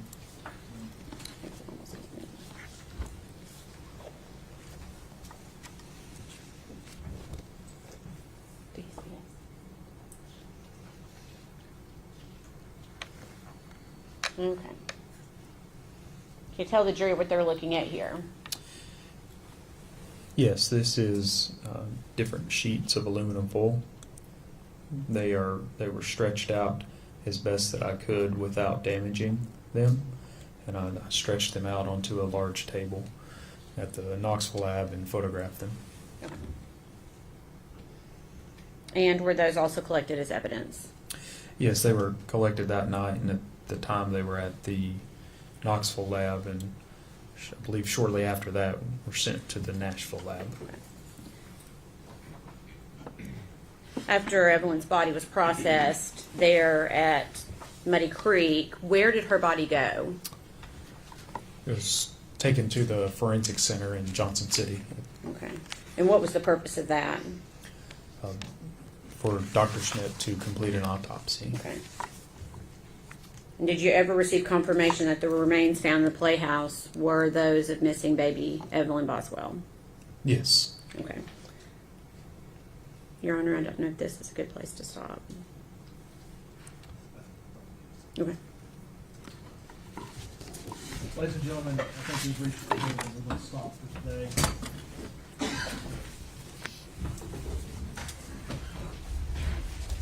I wanted to admonish you not to communicate with other jurors or anyone else regarding any subject connected with this trial.